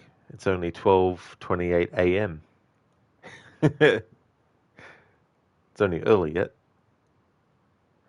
Nah, I'm not actually feeling as tired as I was yesterday, so I'll be staying up for a few hours more. Yeah, yeah, it's not too bad. Yeah, ever since I was a teenager, I mean, obviously, there's been a lot of times in my life since then that I've actually gone to bed, earlier than midnight. But the majority of the time, was able to stay up really late.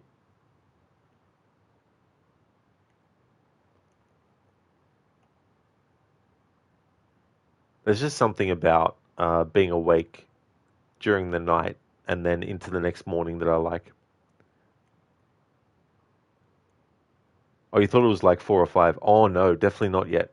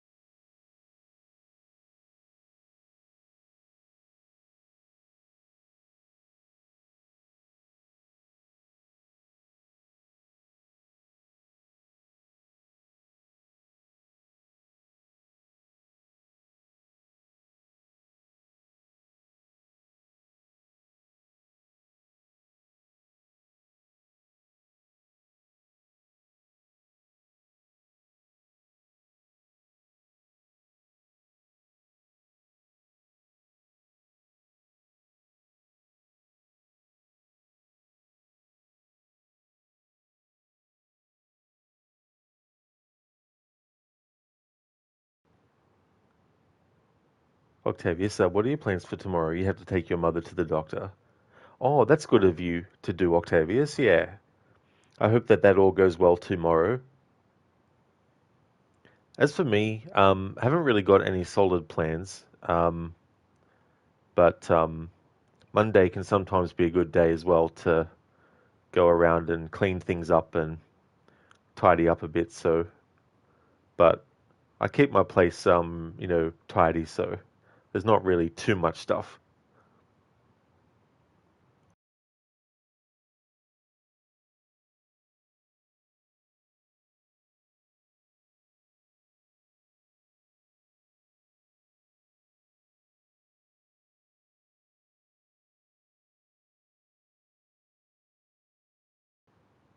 I feel like there should be music here.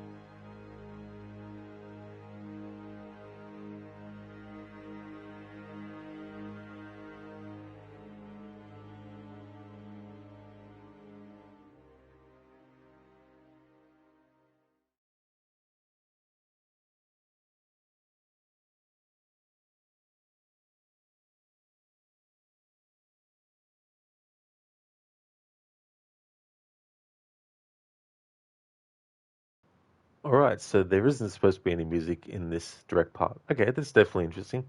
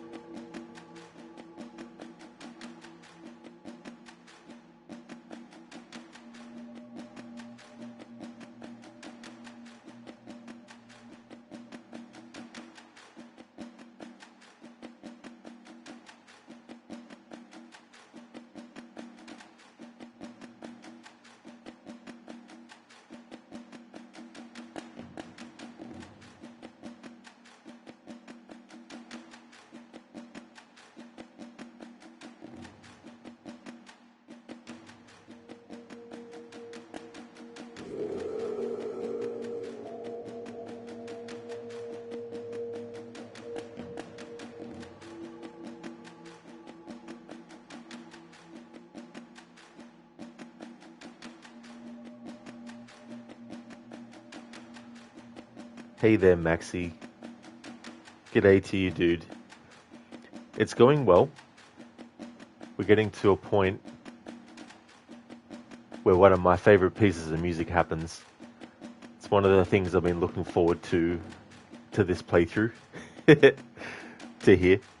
But it's been really good because there's some pieces of music that I just don't notice because the time it takes to actually hear some of the music, you need to just stop still. And so that's been really cool too. But it's been going really good. How about yourself, dude? Hope things are going well.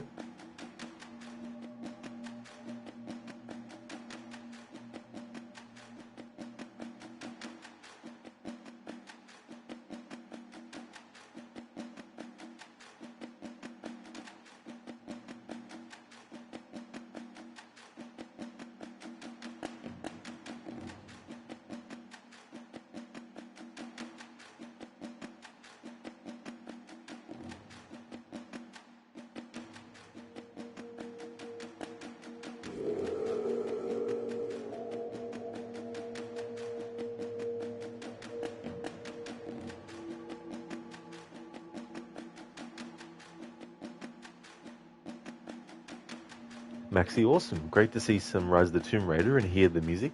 Things are going, thanks. Just having a chill day? Excellent. That's really cool, dude. That's really good, especially on a weekend as well. It's always good to be able to. Yeah, the music was actually done by Bobby Tahuri. I think I've said that right, but I'm not sure though.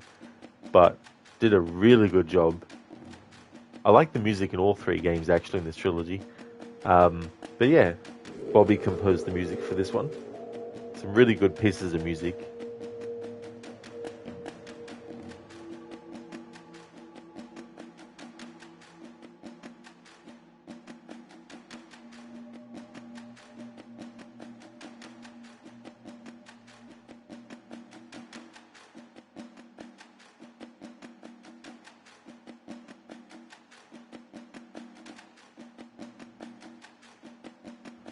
And the really cool thing too is there's so many layers and there's so many sort of like increments of different bits of music and like when you're further away from a danger like wolves and stuff, it's sort of like boom, boom, boom. And then as you get closer, it's like boom, boom, boom, boom, boom, boom. And then when you get closer, it's like boom, boom, boom, boom. You know, it's sort of doing that stuff. And then it's like boom, boom, boom. And then when you back off, it's like boom, boom, boom, boom, boom, boom, boom, boom.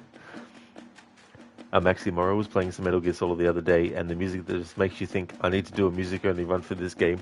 Oh, absolutely, dude. Yeah. If there's a game that you really like the music in, it's really cool to do a music only playthrough. It can be annoying sometimes because some games in the volume setting either don't allow you to have control over each individual element, but then sometimes you have situations where you'll have only the music volume on, and there'll be a part that you know has music, but it won't play, and you think, hang on, I've got the music track on, how come there's no music? And then you'll turn the sound effect volume back on, and then all of a sudden there's music. And it's like, why'd you tie the music in this part to the sound effects? There's actually some cinematic cutscenes in this game where they actually tied the music to the sound effect volume. But I decided not to keep switching back and forth and all that kind of stuff.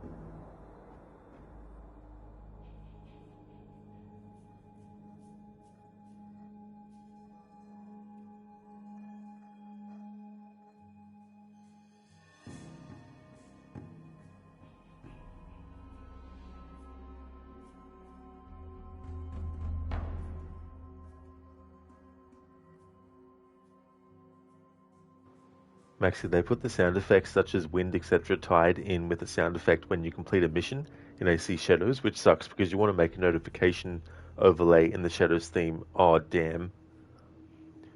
It'd be interesting if there was a way to use AI to kind of like separate the two things as well.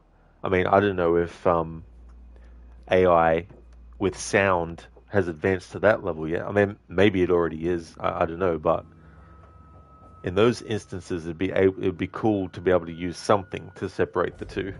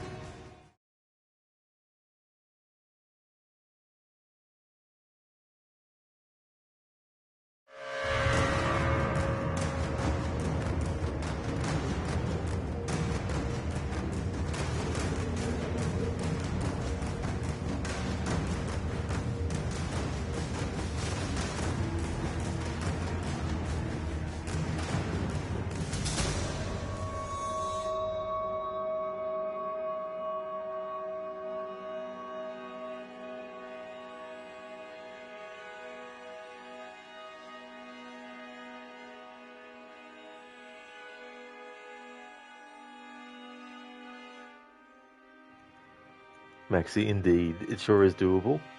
On Twitch, your message failed to send. I absolutely hate when that happens. And if it was a message that you would know is going to be flaggable, then yeah. But you can literally put in a message like, "Hello, how are you?" And then it's like, "Your message failed to send." It's like, what? But that is good. It'd be great to be able to do that too, because um, there's so many sort of like things, I guess, that got to a point where it's like, well, we don't have those individual elements anymore. We only have the combined version.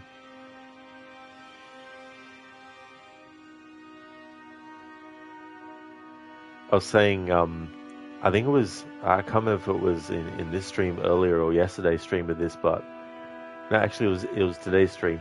Um, you could create like a music only playthrough, but make it a challenge where it's like if the music that's currently playing is interrupted before it actually either reaches the end or the point where it starts to loop, then you have to redo the section again. Things like that. I mean, in some ways, the element of the music being the only thing doesn't necessarily make the challenge. It's more the thing it is. Like if you're doing a playthrough where you weren't allowed to fuck up, because fucking up means that the music will change, then the thing that you're fucking up with might just be something like you died, which would then just become like a like no death run or something.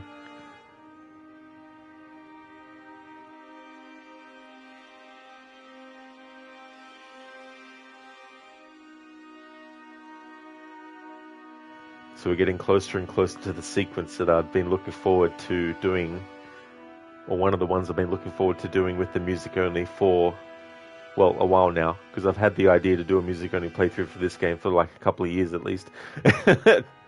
Since I did it with the 2013 game back in 2023.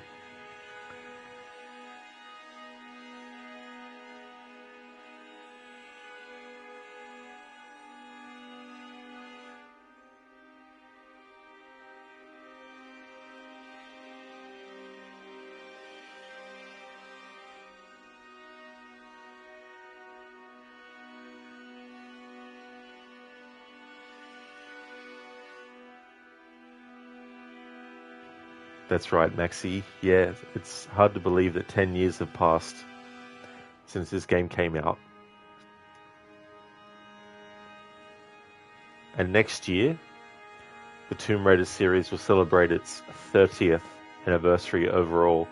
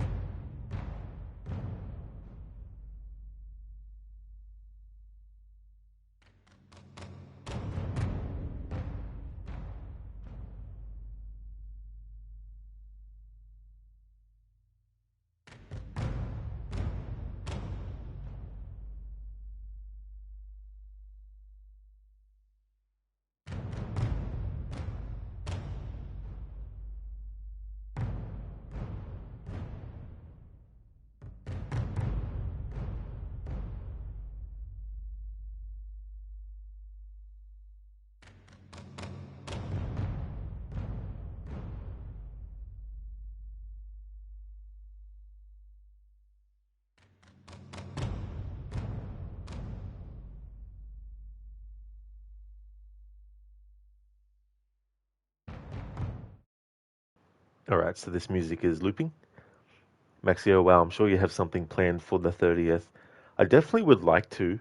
I remember for the 25th anniversary, I looked at all these different videos of different aspects of the franchise, like each individual game, seeing if I could find any like making of or behind the scenes and stuff like that. And also, as part of that, thought about some of the things that inspired Tomb Raider and also things that may not have directly inspired Tomb Raider, but elements of Tomb Raider were seen in other stuff. And then how even Indiana Jones, for example, wasn't completely original. How there was a lot of movies that came out and serials, basically episodic series. But way back then, in like the 30s and 40s, it was like instead of sitting in your own home seeing one episode a week, you had to go out to a cinema and watch an episode, and then you had to come back the next week to see what would happen next. There'd be like a cliffhanger thing. So Indiana Jones is a sort of like homage to that kind of stuff, where Indiana Jones gets himself into all these different predicaments, but instead of having like an end of an episode and then you have to wait till the next one, it's just pretty much a big movie and stuff. So I went through all that too, as well, and also had a look at some things that are very similar to Tomb Raider. Like there was a series with Tia Carrera called Relic Hunter that came out. I think it was like the late 90s or the early 2000s as well. And that was something that was partly inspired by Tomb Raider. So I did that for the 25th anniversary, and it was quite fun to compile that together. I didn't keep a record of it though, but yeah, that was quite fun.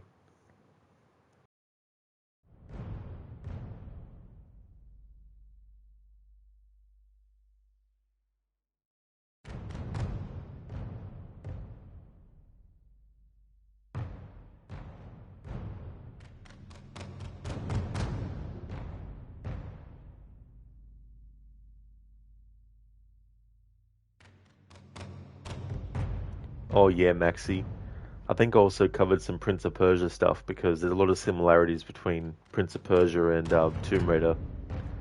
Like for example, in Prince of Persia, like the original, the tiles were a certain distance apart from each other, and so when you wanted to do like a jump, you had to calculate based on how many tiles you had, whether or not you'd be able to make a jump, whether you needed to do a jump just from standing position, or whether you had to do a run and jump, or whether you had to do a run forward and then back and then run forward again and then jump, and all that kind of stuff.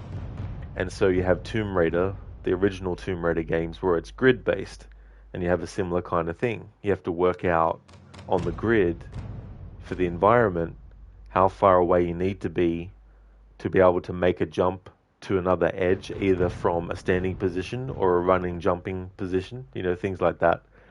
But of course, with 3D, you had the advantage of where you could do like you could run diagonally across a square. So there's all these like little tricks and stuff. But tracing all the sort of similarities is quite interesting too, because like sometimes they're just elements, but they get used in different things too. Even Uncharted, uses a lot of stuff like that.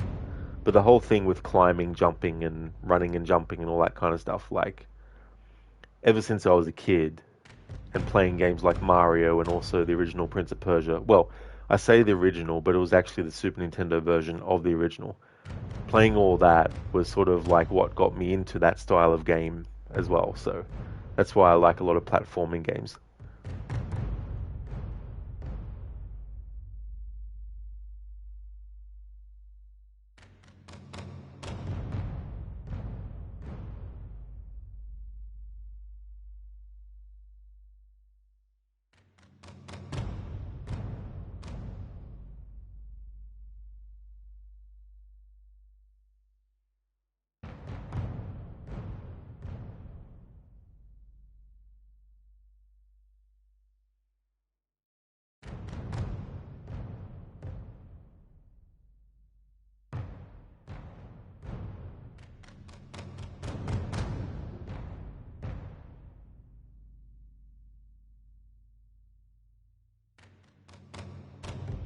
All right, so this whole chase sequence that's coming up, this is one of the pieces of music that I really like in the sequence coming up.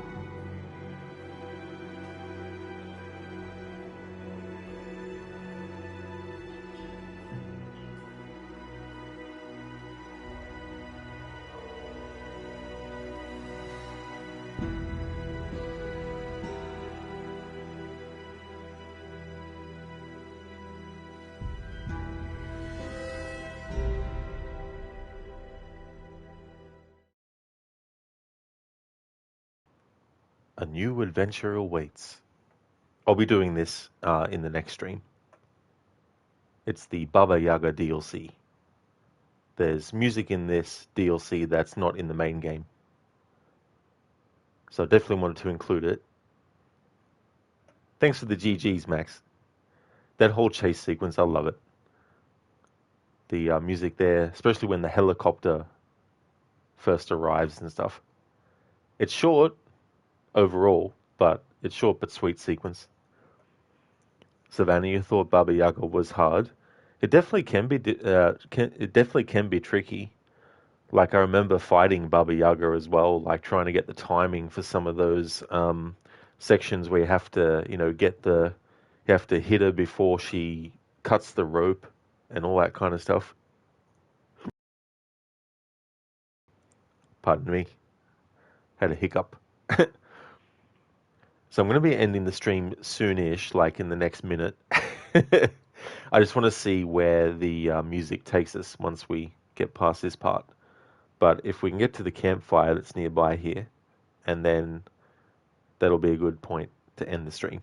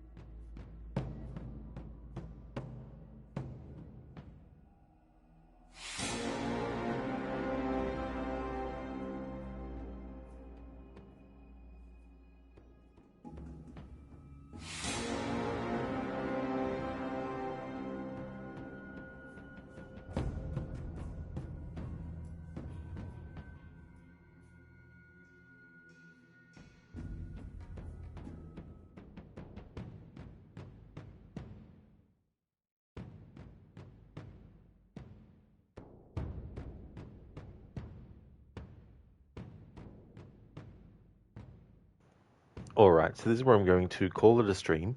We're going to go and raid out to Lucinda, who's playing Resident Evil 5. And before I do that, though, I'd like to give some shout outs. Hey, Fewer, happy Sunday to you as well.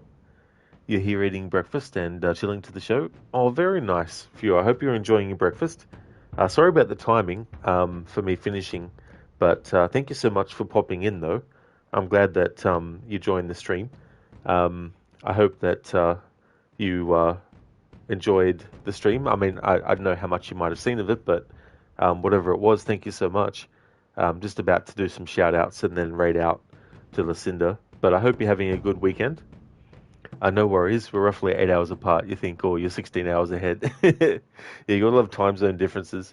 And then when places have a time change as well for, so many months, that can sort of like extend a lot of different time zones and stuff.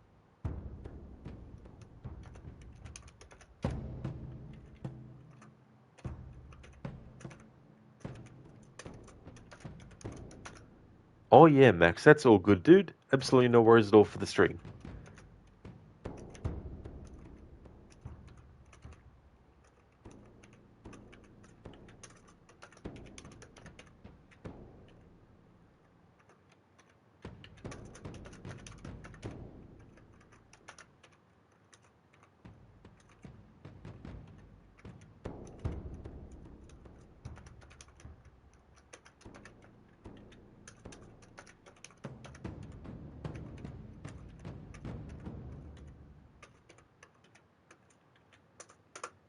Would like to highly recommend people check out the following streamers.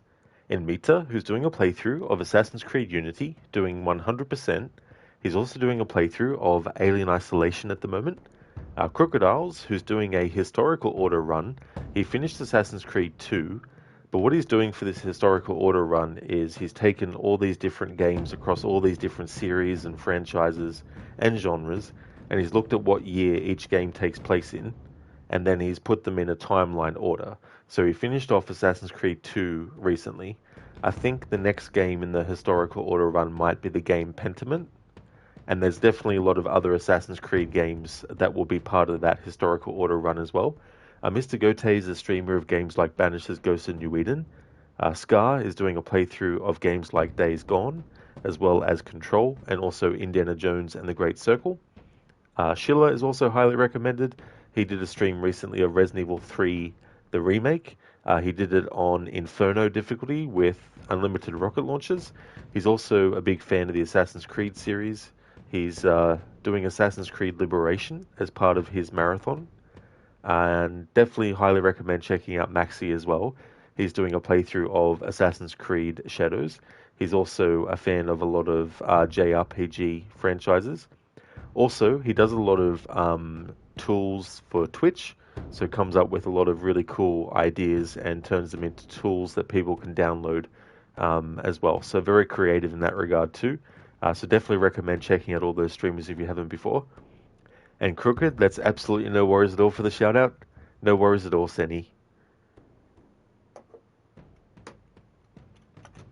Here's a general raid message that everyone can feel free to copy and paste, and I'll put one into chat for subscribers as well.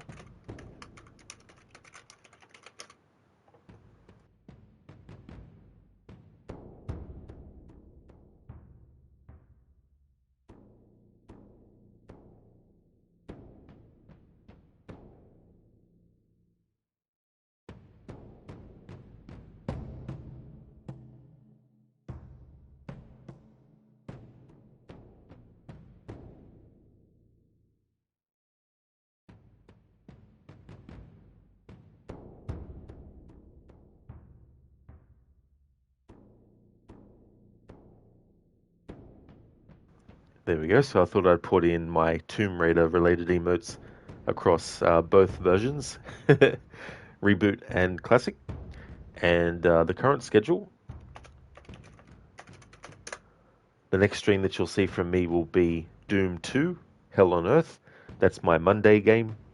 Tuesday is a bit of a random, it could be a stream day off, it could be a stream of one of the games that I have on the schedule, or it could be a stream of a completely different game that isn't currently on the schedule. Wednesday and Thursday, I'm doing my annual playthrough of Assassin's Creed 3. On Friday, I'll be doing more of Vampire, and then, of course, next weekend, I'll be getting back to Rise of the Tomb Raider. Just want to thank everyone once again for watching the stream. I really do appreciate it a lot. Let's kick off the raid to Lucinda and see how she's doing with Resident Evil 5.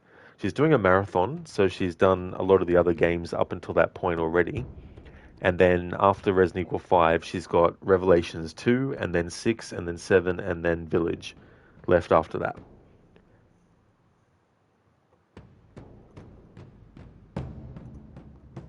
That was a decent chunk of a stream too. Yesterday's stream was about 4 hours and 20 minutes, and this stream was about 6 hours. So we've definitely gone over the 10-hour gameplay mark so far for this type of playthrough. But yeah, taking time and stopping, listening to the music, and then you get music that has different stages of progression depending on what you're doing, how close you get to an enemy, how far away you are, what you're actually doing, what's happening in the story, things like that as well. So it's definitely very meticulous, but I've definitely been enjoying it, and it's been cool to hear some music that I didn't actually know about before. Because usually I go and do things so quickly that the music doesn't have a chance to really sort of like become prominent and all that kind of stuff. Thanks again, everyone. I hope that everyone has a great rest of your weekend and catch you in the next stream.